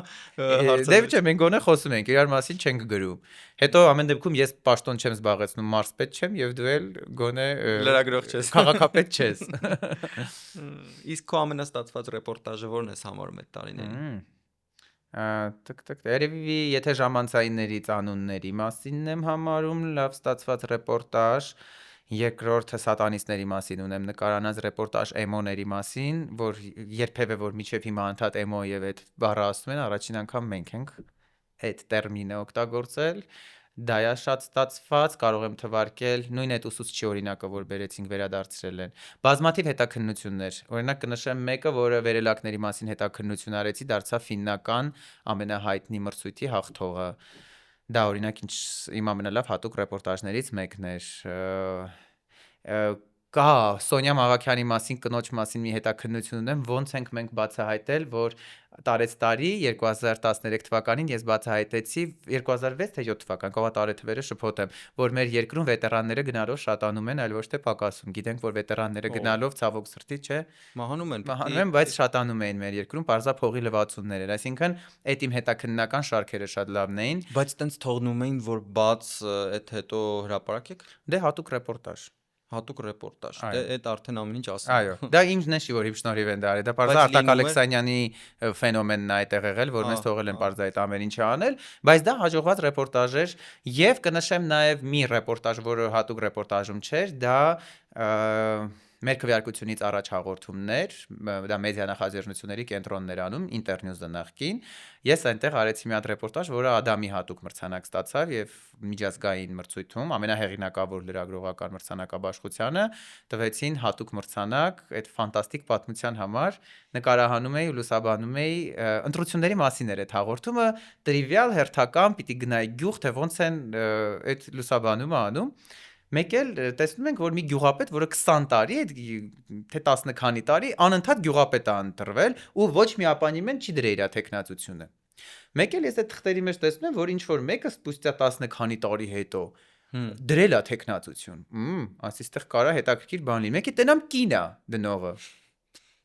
Սա ընտրագույն թեմա է։ Գնացել եմ այնտեղ, ես քեզ հիմա անենց եմ պատմում, ոնց որ ռեպորտաժում մենք նկարում ենք, այդ կնոջ քարոզարշավն ենք նկարում, այդ կինը պլակ, բարև ձեզ, բան, ողջույն, բան, ընտրեք ինձ։ Այս տղամարդուն եմ նկարում, ասում եմ, բա դուք ինչ ունեք այս ապանիմենտ ձեր մրցակցի նկատմամբ։ Վերջում պարզեց, որ իրանք ամուսիններ են։ Էդը ուզում ասեի կինն է։ Կիննա դրել, որ երկար տարիներ, ու այդ ռեպորտաժը ֆանտաստիկ հետաքրքիր պատմություն ստացավ, ու տենց համ հումորային էինք նկարել, համ սիրուն տենց գեղարվեստական մաս կար, համ ժուրնալիստիկա կար, համ էլ այդ Dolce Vele-ի խմբագիրը տենց բեմում լավ ասեց, իդեպ իմ Facebook-յան էջում տեղադրել եմ այդ վիդեոն կա էլի, ու մեզ անակնկալ հրավիրեցին այն ժամանակ Կիև, որտեղ արևելյան գործընկերության բոլոր պետություններն էին, ու այդպես մրցանակաբաշխություններ մենք հույս չունեինք, որովհետև այդ ռեպորտաժները ցույց էին տալի, դե այն ժամանակ ռեդ կամերա կար, չգիտեմ կհիշես թե չէ, որ սենց ասեմ, այս երկրում երկու հոգի ռեդ կամերա ուներ, որ դրանով նկարում էին, ասում էին վաու, այդ ռեդ կամերաներով մենք չէինք նկարել, սիրողական մեր այդտենց, այդքան սիրողական չէր, բայց այդքան լավ կամերա էլ չէր, էլի, համեմատած այդ մասշտաբային իրանց կարեկցիա բան, Արբին ասում եմ Արմեն, դժվար մենք ստեղ, տենց ինչ-որ մեզ երևի մասնակցության համար, բայց ասեց, այդ կինը լավ ասեց Dolce Vele-ին, որ ասեց, երբեմն կարա բովանդակությունը հաղթի տեխնիկական բոլոր գույներին ու թերություններին։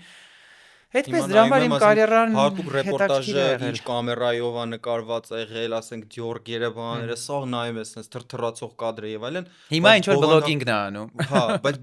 բովանդակությունը շատ հետաքրքիր է, միջև հիմա նայում ես, ասենք դիտումներ 800,000, 900,000, ժամանակին դա TV-ում միլիոնավոր դիտումներ է ունեցել, հիմա էլ YouTube-ում է դիտում։ Դրա համար էլ այն օրը որ ասեցի TikTok-ի live եմ անում, սկսել եմ TikTok-ի live անել։ Առաջինը արեցի, տեսա որ շատ աուդիտորիա է հավաքվում, չանեմ։ Ինչի չանեմ։ Այս սա շատ կան բաներ, նայ, որը չի կարելի։ որոնք այս նոր սերունդի մեջ հրճակված են ինչ որ ձև, որ TikTok-ի live անելով դու սկսում ես ասոցացվել որոշակի խմբի հետ մարդկանց, Իսկ դա չի սպառնում։ Անում են այդպիսի live-եր։ Եթե դու փորձելու ես փոխել դա։ Չէ, ես չեմ մտնում ասեմ կտկտացրեք սրտիկ ուղարկեք, առյուծ ուղարկեք։ Բայց չի պատահում ինչ որ վատ բաներ գրեն։ Շատ, դե Օրինակ տես Instagram-ում, Facebook-ում։ Դու վախենում ես վատ կոմենտներից։ Չէ, ես ոչ թե վախենում եմ, այլ դրանից ոչինչ չեմ ստանում։ Հաճելի չի ինձ ուղղակի։ Նայ, գիտես կներես մի պատկերացու աղջիկների հանդերձարան մտնելը եւ 2-3 հատ ապտակ հավաքել դուրս գալը։ Քեզ դուր չի գալիս, Դավիթ, չէ, բնականաբար դուր չի գալիս։ Մտնում ես միտեղ, BBC-ին որ ասում են ինչու եք TikTok-ում, ասա որտեղ այնտեղ կա լսարան։ BBC-ն էլ է անում live-եր։ TikTok-ում վիդեոներ դիր։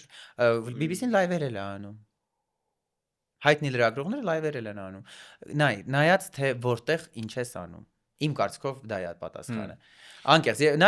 նախ այդքան որ մտել եմ live արել եմ, իսկապես երևի 99% կոմենտներ եղել են ֆանտաստիկ դրական, ինչ-որ 1% hate է եղել, որը նորմալ է։ Դե հա, Որտեվ նայ, եթե դու մտնում ես ընդ քեզ շնորհքով ես սպանում իմ կարծիքով, դու արդեն իսկ իրանցից կա։ Նայ, Դավիթ ջան, դու ուզես չուզես իրանցից առանձնանում ես։ Հասկանում ենք, մենք հասկանում եմ դու ինչ trash անես։ Ես TikTok-ի կոնտինգենտին շատ լավ գիտեմ։ Հասկանում եմ դու ում եւ ինչ երևույթ ես դու ասում։ Դա մեզ չի սպառնում արդեն։ Ոնց ասեմ, մենք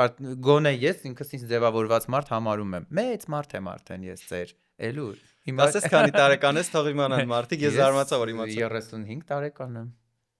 Բրավո, որ բայց ես 20-ել եմ եղել։ Ու սենց եմ եղել։ Չէ, սենց չեմ եղել։ Պարզ է սենց չեմ եղել։ Այն ժամանակ ավելի երիտասարդ եւ ավելի ջահել։ Յուրաքանչյուր ոդքասթ որակյալ ու երկարատև լինելու համար կարիք ունի ֆինանսավորման, քանի որ այն ինչ դուք տեսնում եք էկրանից այն կողմ կատարվում է մեծ թիմի աշխատանքի արդյունքում։ Homodeus-ին աջակցելու համար կարող եք անցնել նշված QR կոդով եւ դառնալ մեր ոդքասթի աջակիցը ու ստանալ մի շարք առավելություններ։ Մասնավորապես հնարավորություն եք ստանում դիտել օգտակար ու հետաքրքիր կոնտենտ, որը տեղ չի գտնում YouTube-ում եւ որոնք մենք տեղադրում ենք հատուկ մեր Patreon-ի բաժանորդների համար։ Եվ իհարկե այլ առավելություններ նույնպես, օրինակ հաջորդ հյուրին ընտրել կամ ունենալ հանդիպում մեր ոդքասթի հյուրերի հետ առանձին ավելի անմիջական մթնոլորտում։ Շնորհակալ ենք բոլոր այն մարդկանց, որոնք արդեն աջակցում են մեզ։ Եղել է արդյոք ռեպորտաժ, որը արգելել են կամ դուրս չի եկել եթեր նրա պատճառով, որ դու համառություն ես արել, ինչ որ մի բան ես արել, որը պետք չէր։ Չի եղել։ Չէ։ Գրաքննությունը խիստ չի եղել։ Չէ, գրաքննությունը խիստ չի եղել, որովհետև նայ, մենք թեման ընտրելուց Փառք Աստծո, տեն շատ պրոֆեսիոնալների հետ էինք ընտրում, Գնելն Ալբանցյան, Արտակ Ալեքսանյան, այն ժամանակ Վարդուհին Սիմոնյան, որ էլի թեման նենց էինք ընտրում ու իրոք մենք այդ վարքականոնը պահում էինք։ Տես այդքան սկանդալային թողարկումներ են կարել, ես էլի եմ ասում, որևէ մեկին թաքուն չենք նկարել։ Հասկանում ես, այդ բաներն ա, որոնք լսարանի առաջ ատելություն են ստեղծում։ Դու այդ պահին խայպը բռնում ես, բայց մենք միշտ բոլորին զանգում էինք։ Բարև ձեզ։ Ձեզ անհանգստացնում են հատուկ ռեպորտաժից, ես Արտակ Վարդանյանն եմ, կարելի է ձայնագրել, Մենք ձեզ ձայնագրում ենք, այսինքն պարտադիր զգուշացնում ենք, մենք ձեզ նկարահանում ենք, այսինքն եղելա շատ թափանցիկ, եղելա նենց իրավիճակում, որ դժգոհություն չի եղել այդ իմաստով։ Ես չեմ հիշում ամեն դեպքում։ Իսկ եղել են արդյոք մարդիկ կամ թեմաներ, որոնք արգելված է եղել խոսել։ Իհարկե։ Ինչով է դա պայմանավորված եղել։ Դե լավ կարող էր եւ ժամանակաշրջանով պայմանավորված լիներ, կարող էր քաղաքական առումով պայմանավորված լիներ, իհարկե այտենց բաներ եղել է, բայց նաեւ կարող եմ ասել, որ հիմա որ կան Լիլիթ Կարապետյան, այդ սերնդի արտիստները, Օլգա Այվազյան, հա այդ սերունդները որ կար, շատ կարեւոր բան եմ ասում, այն ժամանակ հատուկ ռեպորտաժով արեցին կորած աստղերի մասին թողարկում, թող Արտակ Ալեքսանյանը փաստի եւ մյուս Բանաձևի իմ ընկերները իրենք իսպար չկային որևէ տեսակի եթերում։ Երբ որ մենք նրանց զանգարեցինք, ասեցինք ձեր մասին ուզում ենք հատուկ ռեպորտը, կարող եք արխիվներում էլ նայել, մինչև այդ ոչ մի շոուներին չեն մասնակցում։ Առաջին անդրադարձը եղավ հատուկ ռեպորտաժով, որտեղ թեման հետեւյալն էր՝ կորած աստղեր։ Հիմա որ մյուս ոդքասթերները նստում են, որ դուք այն տարիներին, որ եթերում չեք, իրանք են, որ sense լացակումած պատմում էին, այն ժամանակ առաջին անգամ էին նրանք եթերում, պատկերացրեք ինչքան լացակումած էին եւ լացել են։ Իհարկե լացել են, իհարկե հուզվել են։ Ուզում եմ ասեմ, այն թեմաները, որ մենք այն ժամանակ արել ենք, ես հիմա նայում եմ ու դրա համար ինքս չգիտեմ այսօրվա YouTube-ում ինչ անեմ։ Շատ հավես է։ Ինձ համար անհետաքրքիր է այսօր նստել շոու բիզնեսի մի ներկայացուցիչի լացացնել կամ տիկ իրան այդ բաներն, այդ ձևով էլ իմ հաղորդումները վիրանել, որովհետև ես այդ դասարանը մենք այն ժամանակ անցել ենք, էլի, եթե հիմա ես առաջ չգնամ ու ինչ որ ուրիշ դասարանում մի բան չանեմ, կմնամ նույն տեղում։ Բայց մարդիկ թեթևացել են, չէ, սիրտն են բացել իրանց։ Ես կարծում Շատ լավ է, դա շատ լավ է։ Ես լավ է, Այդ սուպեր, բայց ուզում եմ ասեմ, ես ինքս էլ էդի չեմ անի, որտեվ այն ժամանակ որ իրանք երկար տարիներ եթերում չէին, այդ համարձակությունը կար կորած աստղերին էլի բերել, կորած աստղեր էին իրանք իրականում։ ռեաբիլիտացրեցիք։ Այդ չեմ ասում մենք իրանց բերեցինք տենց Նորից հարահրճացեցինք։ շոու Չէ, բայց ամեն դեպքում այն ժամանակ որ հատուկ ռեպորտաժ արեցինք, ամբողջ քաղաքը խոսում էր։ Լիլիթ կարվել տեսեք ոնց է չաղացել, մեծացել օրինակ, հենց իր համասին չեմ ասում։ Պայմանական, դե parza որ 10 տարի եթեր չէ, ինչ փոփոխություն ա այս մեկը կրել եւ այլն։ Այդ ամեն ինչը տենց միշտ ամեն ժամանակում այդ նույն թեմաները սենց լվացքի մեքենայի պես գնում են ու ամեն մեկ այդ ժամանակի այդ թեմաները բռնողներն են։ Իսկ հիմա արտակ նայելով ինչա կատարվում հայկական լրագրության մեջ եւ ինչու՞ չէ նաեւ համաշխարհային։ Ինչ ես կարծում, ուր է գնում մեր լրագրությունը, ինչ վիճակում է մեր լրագրությունը։ Ես տենց չեմ կարող գնահատական տալ, որտեվ իսկապես չունեմ հետազոտություն, մենակ TikToker-ներին էի հետազոտել իմ Arthouse հաղորդման մեջ։ Հետազոտելու կարիք չկա, ուզում եմ քո Կարծիքը լրիվ մարդկային սուրճի սեղանի շուրջ լրիվ անկեղծ կարծիքը Իմ կարծիքով գնում է նրան, որ բոլորը լինելու են շատ հավասար, որ պիտի լինի ռեյտինգ, որտեվ այսօրվա հեռուստատեսությունում ով ուզում ես եղի, ուզում ես երեկվա կայացած մարդ եղի կամ երեկվա աստղ եղի, ամենահայտնի հաղորդավարը եղի, պիտի հետաքրքիր կոնտենտ էլի տաս, չէ, դու տեղ չունես այսօրվա հեռուստատեսությունում, իսկ եթե բլոգինգում կամ այս ինֆլուենսերների ասպարեզում ես կարծում եմ, որ այդ խայպը վերանալու է, ու լիքը մարդիկ տենց այս ժամանակի բանը վերանալու է անպայման էլի այդ խոսող գլուխների, որովհետև նախ իրանք են հոգնելու այդքան խոսելուց։ Փոխվում են, Հա, անընդհատ թարմանում փոխվում են անդադ, բայց կտեսնեք, մի ոնց է ժայռապատկերները կային, հիշում եք օրինակը սկզբում բերեցի, դա դարավ թերթ, հայտարարություններ ռադիո, տեսա ինչ որ բաներ TV, այս ինտերնետն էլ դեռ պիտի ձևավորվի դառնա ինչ որ մի հատ մի բան, ու դա բոլոր բլոգերներն են Պարզ քննարկում։ արդեն գնում է Բայց թե տենդենսը ինչ նրան, ես անկեղծ չեմ կարող ասել։ Ինձ թվում է տենդենսը գնում է նրան, որ նրանցից շատերը գնում են TV, հայտնվում են հեռուստատեսային ինչ որ հաղորդումներում, ինչ որ պրոյեկտներում, Բլոգերները։ շատերը, այո, շատ շատերը։ Ես կարծում եմ դրանք ձախողում են այդ իմաստով, ոչ բոլորի մասին է խոսքը, որովհետև ամեն դեպքում իր բլոգինգը ինքը իր ձևաչափով սիրուն է ինտերնետում, երբ որ դու չմոնտաժված ձևով մի հատ հələ նայի, հələ պտտացրու, սենց այդ ամեն ինչը կայֆ է ինտերնետում, բայց եթե այդ ամեն ինչը դու անում ես հեռուստատեսությունում, ամեն դեպքում այդ աուդիտորիայի համար դա խորթ է դիտվում եւ դրա համար որ անդադ իրենց քննադատում են հեռուստատեսությունում, գաղտնիքը հենց դրանում է։ Հետաքրքիր է։ Ուզում եմ խոսենք արդյոք մեր ժամանակակից Չենք ձանձրացրել դեռ մարդկանց։ Չէ, մենք դեռ թեմաներ ունենք, էլի մի քանի կարևոր հարցեր ունենք։ Արդյոք ժամանակակից լրագրությունը կարող է մրցել այն լրագրության հետ, որը կար ձեր ժամանակին եւ ինչով են դրանք տարբերվում։ նենց բարդ հարցեր ես տալիս, ես միշտ խուսափել եմ տենց խելացի Ես ինձ պատասխաններից։ հետաքրքիր է ուղղակի, օրինակ ժամանակակից Այնքան եմ լրագրության հետ խուսափել եւ չեմ պատասխանել, բոլորը ասում են ինչ խելացի երիտասարդ է, դա չեմ պատասխանել դրա համար չեն են գրում ասել։ տակ։ Արի նենց պատասխանի, որ այսօր Գրեն կոմենտարում հակառակը։ գրեն, հա, մեկ Նայ, համարություն։ նախ չի կարող նույնը լինել, ոնց որ այն ժամանակ, կամ հակառակը կարող է նույնը լինել։ Ստեղ ուղղակի պիտի նույն էնտուզիազմիկ մարդիկ հավաքվեն էլի նույն գաղափարի շուրջ, որտեղ այն ժամանակ որ հատուկ ռեպորտաժը կար, Արտակ Ալեքսանյանը նոր էր եկել Ամերիկայից, ինչքան հիպերակտիվ է հիմա Արտակը։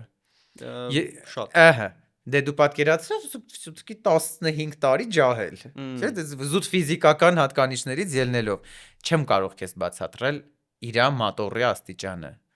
Պարզա չէ որ նաև հաջողությունը նախ եւ առաջ գալիս է այդտեղից։ Դե հա։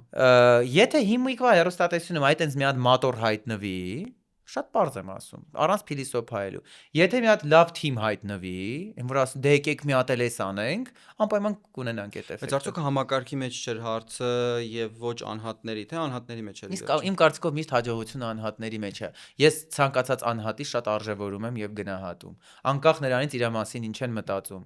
Ես սիրում եմ մարդկանց վստահել, ոնց որ եւ ինձ են վստահել։ Չէ որ այդքան պրոյեկտներ որ ինձ տվել են, իդեպ ինձ լիքը մարդ առանձնապես շատ վատ է վերաբերվում իմ կարիերային, իմ գործունեությանը, որ շատ նորմալ է, բայց ես շատ ուրախ եմ, այ հիմա եթերից շնորհակալություն եմ հայտնում, չգիտեմ կարելի է նրանց անունը տալ թե ոչ։ Տուր։ Չէ, ես ինքս եմ մտածում կարելի է թե չէ, չէի հարցնում։ Գիտես, Բայց ես շնորհակալ եմ վստահության համար, չէ՞ որ նրանք եթե ինձ չվստահեին, ես չունենայի այդ ամբիոնը, չունենայի այդ պլատֆորմը խոսափողը, չէի ունենալու այդ հաջողությունը։ Հետևաբար նրանք գաղտնիքը նաև նրանում է, ովքեր որ քեզ քննադատում են իրանց ասես հաջողություն, ովքեր որ քեզ վստահում են ու տալիս են ամբիոն, շնորհակալ լինես եւ միայն այդ շնորհակալությունը ոչ թե բառերով ասես, այլ նաև աշխատանքով ապացուցես, որ ասես ես ձեզ շնորհակալ եմ, որ դուք ինձ տվեցիք հնարավորություն ինքնարտահայտվելու եւ հաջողելու։ Շատ լավ, այս բարի եւ սրտաճմլիկ նոտայից անցում կատարենք։ Դու հետևում ես ժամանակակից լրագրությանը, ինչ է կատարվում, ինչ են անում։ Հետևել ինչ նկատի ունեք։ Աչքի տակով նայում ես ինչ է կատարվում։ Նույնիսկ որ տեղյակ է ժամանակակից լրագրության վիճակից։ Իմ կարծիքով այնքանով ինչքանով որ հետո օրինակ TikToker-ներին համարաբոլորին գիտեմ, սենց թերթելուց։ Ես փորձում դաշտ ուսումնասիրել։ Բուն լրատվական լրագրողության մասին է խոսքս։ Ըստ քեզ top 3 ժուրնալիստները Հայաստանում հիմա ձեր ժամանակ པարզ է։ Քաղաքական, հա։ Ժամանակակից։ Ոչ միայն քաղաքական, իսկ ուրիշ լրագրողներ կան բացի քաղաքականից։ Կան դաշտում լրագրողներ, բայց ոնց ասեմ, շատ թիրախավորված են։ Իրանք չեն ստեղծում հատուկ ռեպորտաժի պես պրոդուկտ, որը մաքուր ժուրնալիստիկա, որտեղ ամեն դեպքում կոչվում է քաղաքական ժուրնալիստիկա, ես դեռ չեմ ուզի գնահատական տալ, որովհետև հետքը շատ լավ ռեպորտաժներ է ստեղծում։ Այ համաձայն եմ, հետքին կարելի է առանձնացնել որպես հետաքննական ժուրնալիստ, բայց տես այնտեղից օրինակ հետքի Քրիստինեն, որը երկար տարիներ ինքը այնտեղ խմբագիր է եւ շատ լավ հոդվածներ են թողարկում, իսկ իրան կարող մինչեւ հիմա, իրան դաշտում կարող եմ առանձնացնել։ Ես էլի ունեմ գոլեգաներ, որոնք շատ լավ քաղաքական ժուրնալիստներին գնահատական չեմ տա, բայց ժուրնալիստներից, չգիտեմ, երևի հետքը կառանձնացնեմ, որոնք ինչ որ բան անում են, եւ նաեւ տարբեր լուրերում աշխատող լրագրողներ, որոնք փորձում են ինչ որ հետաքրքիր ռեպորտաժներ նկարել հենց այդ ժանրում։ Բայց որ ասեմ, տենց ինչ որ մեկի անունը կտամ, երևի արհեստական կլինի, անկեղծ չգիտեմ։ Դաշտը շատ համահարթեցված վիճակում է։ Հիմա ժուրնալիստին ոնց որ տեղ են տալիս այն ժամանակ, երբ որ ինքը քաղաքական է, պիտի լինենք անկեղծ։ Մյուս պարագայում դուք պիտի վերածվես բլոգերի քո ասած, որ ինչ որ նանայի նինի անես, որ վյու լինի։ Բլոգերներ կան, որոնց սիրում ես ու հետևում ես։ Բլոգերներ կա, այո, Էվիկին եմ սիրում, իր կոնտենտը ինձ դուր է գալիս, Հայկ Մկրտչյանի կոնտենտն է ինձ դուր գալիս նրանով, որ ինքը ինչքան չեմ ուզում քննարկել իր մայրիկի եւ հայրիկի, հա, եթերում օգտագործել, որովհետեւ պարզվում է նրանք շատ երջանիկ են այդ իմաստով, իմ հարցազրույցից հետո դա եմ պարզել, ինձ դուր է գալիս, որ Հայկը խոսում է հանրային հնչեղություն ունեցող թեմաներից ու տեսնում եմ, որ ինքը ասենք պարբերաբար ինչ թեմա որ բարձրացնում է, դա տարածում է գտնում։ Այդ առումով միանշանակ հարգանքի։ Այո, հիմա մարդը խոսում է ու ես սիրում եմ այդ բլոգերներին, որ բացի այդ Լալայ Լիլին նաև անում են այդ, շատ սիրում եմ հենց Եվային, այդ իր զուգ ընկերուհին, թե ամուսնանում են տենց մարդիկ չեն, ամեն դեպքում չգիտեմ։ Ասում են չէ։ Հետևում եմ, շատ սիրում եմ իրանց, ես չեմ սիրում ավելի շատ նրանց, ովքեր որ տենց զգում ես, որ հանուն գովազդի շատ են էլի, սենց գոռում, ճգնում, իհարկե բոլորիս պետքա փող, բոլորս ուզում ենք շատ վաստակել, բայց ես կարծում եմ, որ իրանք այդքան չգոռան, այդքան սենց իրանց կոկորդը չպատրեն, կարող է գովազդատուները ավելի շատ իրանց ուշադրություն դարձնեն, այդպես։ Ես վերջերս ոդքասթի էին հրավիրել, զարմանալի էր, որ ես զարմացա, որ հրավերը ստացա, որովհետև թեման ֆեմինիզմն էր ու պետքա նայի դե հաղորդումը, տեսնեի հաղորդավարներն ովքեր են, ինչ ձևով են վարում, որ մոտավորապես հասկանամ, բարի տրամադրվեմ, թե ջղային, որովհետև չգիտես էլ, ինչ որ անհարմար իրավիճակների մեջ կդնեն չեն դնի։ Հյուրերից մեկը հենց Եվան էր Ղարիբյան, որի մասին խոսում էիր, նայում էի ու հենց թեման ժամադրվելն էր ու այնտեղ ինքը ասաց, որ ինքը տարբեր տենց ժամադրությունների է այս պահին գնում ու բացա։ Դրա համար ասացի, որ այստեղ թարմ ինֆորմացիա եմ ասում։ Վերջին հարցը պատկերացրու ինչ հարցը որ պահել եմ ամենավերջում արտակ անհարմար հարց։ Դա ինչ որ ես քեզ ուղիղ եթերում եմ տալու։ Ուղիղ եթերում չեն, բան չենք մոնտաժելու եւ տալիս եմ այս հարցը վրեժ լուծելով նաև այն հարցի համար, որ ինձ ուղիղ եթերում տվեց։ Լավ։ Հուսամ համաչափ կլինի դաժանությունս։ Արտակ, դու բազմիցս տարբեր հարցազրույցներում նշում ես, որ ասեցիր, բան ուշադրությամբ ուզում եմ։ Բազմիցս տարբեր հարցազրույցներում շատ հաճախ նշում ես, որ դու քրիստոնյա ես եւ քրիստոնեական գաղափարներին ես հետևում։ Հիմա էլ պահքի Եվ նաև, այո, հաճախ ես գնում եկեղեցի ու այդ ամենի հետ զուգահեռ դժվարանամ ասել քանի տարի առաջ, բայց նաև այդ քրիստոնեության հետ համատեղում էիր վարելը։ Հիմա էլ եմ համատեղում։ Շատ լավ։ Ավելի լավ, որ չգիտեի ես օրինակ որ հիմա համատեղում ես։ Սիրով ասեմ, որ հիմա ոնց ես վերաբերվում դրան, հաշվի առնելով են փաստը, որ մենք գիտենք, որ մարդիկ այդտեղ մեծ մասամբ այն ինչ շահում են, ավելի շատ շահում են կորցնողների, կորուստների, դժբախտությունների ու վատ պատմությունների հաշվին։ Ինչ լավ է, որ այդ ամեն ինչը եթե ես չվարեի, այդ ամեն ինչը կվերանար։ Չէ, նայ, մի բան կարևոր բան կա, եթե ես ու դու զենք չարտադրենք կամ չտարածենք, միևնույնն է կտարածվի, այդ արդարացում չի ինձ։ Խնդիրը կապրաս հերոսներին է շփոթել, զենք արտադրողը մենք չենք։ Ես սիրով պատասխանեմ քո հարցին, կա ստատիստիկա, որ ցանկացած երկրում կան խաղացողներ։ Միանշանակ։ Չկա մի երկիր, որտեղ չկան խաղացողներ։ Եվ եթե դու այստեղ ընդհանուր արգելում ես խաղալ, հիշում ենք, որ ցանկացած դրսի ֆիլմ, որ ստեղծում ենք, ասում է կազինո 0-0 սեմ։ Կարող եք դրսի օրինակ բեթինգով խաղալ։ Դա առաջինն է, որ եթե դու մեկա ես այստեղ չվարենք, չլինի որևէ տեսակի բեթինգ, չառանձնացնենք որևէ ընկերության։ Միևնույնն է, այդ կոնտինգենտը այնտեղ անպայման խաղալու է, որովհետև ամեն հասարակությունում ունի դա։ Դա ֆիքսեցինք։ Երկրորդ ամենակարևոր բանը, ես դեմ եմ, որպեսզի դա գովազդվի առավոտյան ժամը 6-ից մինչև երեկոյան 12:00։ Ճիշտ եմ բացատրում։ Տենց է օրենքով ես չգիտեի ուղղակի։ Այո, այն ժամանակ էլ այդպես եղել եւ Հայաստանի Հանրապետությունում ինչ որ մի շրջան էր, որ ցերեկներ ես դեմ եմ արտահայտվել իդեպ դրան, որպես քրիստոնյա, որպես հավատացյալ հետևորդ, ինչպես դու ինձ նշեցիր։ Իսկ ինչ սկզբունքներն են քրիստոնեության մեջ քեզ դրթում անաչառությունը, որը դու համարում ես որ դա վնասակար է։ Տես, հիմա որ միտքս ավարտեմ, մենք լրիվ կհասկանանք իրար։ Եթե այդ գովազդը չհեռարձակվի այնպիսի ժամին, որ որևէ երեխա չի նայում, ինչ գործ ունի 12-ից հետո երեխան արդյոք որ նայ բեթինգի գովազդ, մենք երեխաների մասին չենք խոսում։ Երեխաների մասին էլ չէ, մյուսների մասին։ 12-ից հետո հեռարձակվող գովազդը բեթինգը բերում է հեռուստատեսությանը գումար, որից սնվում են եւ լիքը ուրիշ արժեքավոր հաղորդումներ են լինում։ Բեթինգը եղել է, կա ու կլինի։ Բեթինգի հաղորդավարի համար բազմաթիվ տեխնացուներ կային եւ բոլորն են երազում լինել այդ մեծ կորպորացիայի վարողը զուտ ֆինանսական տեսանկյունից ելնելով։ Եվ այստեղ իմ մեղավորությունը ես ընդհանրապես չեմ զգում եւ հակառակը ես շատ ուրախ եմ, որ ինձ է բաժին հասել այդ աշխատանքը, որովհետեւ ես դրանով լուծել եմ բազմաթիվ ֆինանսական խնդիրներ իմ կյանքում, որովհետեւ եթե ես դա չլուծեի, օրինակ, հա, որևէ մեկը ինձ չէր ասելու, այս լավ լրագրողը, որ այդքան լավ նյութեր արել է, հա, ինձ դրա համար Մովսես Խորինացու շքանշան ուզում եմ քեզ հիշեցնել, որևէ մեկը չի տվել։ Եվ ես եւ Դիանա Մալենկոն համաձայնվել ենք ու գնացել ենք այդ քայլին, իհարկե,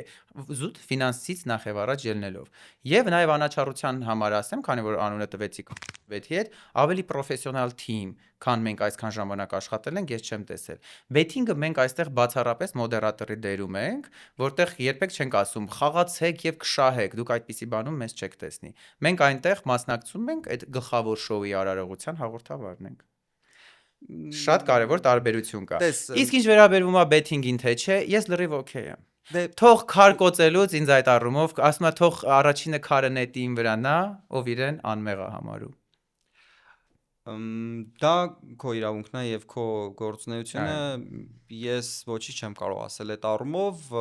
բայց դա եւ քրիստոնյան ինչ կապ ունի դրա։ Որովհետեւ խղճի ու մերձավորին լավը անելու ցկտումը հատուկ Իդեպ ստատիստիկան էլ չի ավելացել մեր երկրում բեթինգով խաղացողների։ Ստատիստիկան մի քիչ ավելանում, մի քիչ պակասում է, նայած թե ինչ քարոզա գնում այդ մասին եւ այլն։ Մի փոքր խոսենք այդ թեմայից, տես օրինակ ինչու նշեցի քրիստոնյա, որովհետեւ քրիստոնեական արժեհամակարգի մեջ շատ կան բաներ, որոնք հատկապես դեմ են բեթինգի եւ մարդու էմոցիաների վրա հիմնված այդ խաղերի դեմ եւ դրա համար հարցրեցի, որովհետեւ գոնե եթե դու չունես Դու Լուսավիկին կհարցնեիր, սա ինչի այնք այդ օրը եկել այդտեղ լույս դրել։ Լուսավիկին, հա, ինքն է նպաստում։ Հավաքարարին կհարցնեիր, ինչու է այդտեղ։ Նայ, օրինակ, տես լավ։ Մենք գիտենք, որ ներողություն էլ ասեմ, սա ուղղակի ասեմ, լիքը գոլեգաներ, որը մեզ հետո քննադատեցին, շատ են իդեպ օրիգինալ չէր այս հարցադրումը, որովհետև շատ շատերն են այս հարցադրումը մեզ արել, մենակ քրիստոնեությունն էր այստեղ քո մոտ առավելությունը, մեզ որ ասում են, իրանցից շատերը մասնակցել են այդ կաստինգներին, տարբեր բեթինգներում, որ իրանք ընդգրկվեն բեթինգին։ Նայեք, բեթինգը ցանկացած լրագրողի ու հաղորդավարի մանավանդ մեր փոքր շուկայում, մենք գիտենք, չէ, ինչ հնարավորություններ է մեր շուկայում։ Դա մեզ հնարավորություն է տալի մեր մասնագիտությանը զուգահեռ չուրանալ մեր մասնագիտություն եւ աշխատել գումար։ Լավ, այդ գումարը, որը աշխատում են մարդիկ լուսավիկից մինչև հաղորդավար, աշխատում են այն մարդկանց գումարների հաշվին, որոնք մենք գիտենք, որ անմտոր են, որոնք շատերը կախվածություն ունենալու պատճառով, որոնք օրինակ երիտասարդ լինելու ու մի քիչ միամիտ լինելու պատճառով կորցնում են ու դրանից հաստատ չեն երջանկանում։ Հաստատ իրենց կյանքը մեծ մասամբ ավելի վատ է դառնում, քան մինչև դա։ Դավիթ, հասարակության այդ հատվածը ինքը այստեղ չկորցնի, գնալու է ռուսական մեկ ուրիշ բեթինգում կորցնի։ Գիտես ոնց է, նայ, մեղքի զգացողություն ունեմ, թե ոչ, ուրախ եմ, որ ինձ է բաժին հասել այդ շատ կարևոր կոնտրակտը, իհարկե, այո, ցավում եմ, որ կան մարդիկ, որոնք դա կրում են որպես հիվանդություն, այլ ոչ թե զբաղմունք եւ ժամանց, իհարկե, այո, բայց նաեւ ուրախ եմ, որ դրա շնորհիվ ես կարողացել եմ սոցիալապես ինձ ավելի ապահովված զգալ, այո, ձեզ հետ կլինեմ մաքսիմալ անկեղծ։ Շատ լավ։ Շնորհակալություն հարցազրույցի համար, Արտակ ջան։ Մենք վերջում մարդկանց հնարավորություն տվեցինք միայն այսպես եզրափակել եւ բեթինգով եզրափակել։ Ես ուզում եի աստվածահաճո չէ, Դավիթ։ Ամենալավ վերջում աստվածահաճո չէ։ Վերջում մենք միանգամից չենք ավարտում զրույցը, իդեպ մեր զրույցը երբ ավարտվում է, այս պահը եւ այլն դեռ մնում է։ Չէ, կատակում եմ, տիտրեր ենք թողնում եւ այլն, այնպես որ դրական մեր նոտայով, տեսար, հումոր արեցիր, դրական նոտայով ավարտեցինք։ Շնորհակալություն։ Քեզ շնորհակալ։ Համար ուսամ բեթինգ։ Շատ նորմալ, շատ ինչ կա դրա մեջ։ Շատ են հարցրել, ինչ չի որ ինչ է հարցրել։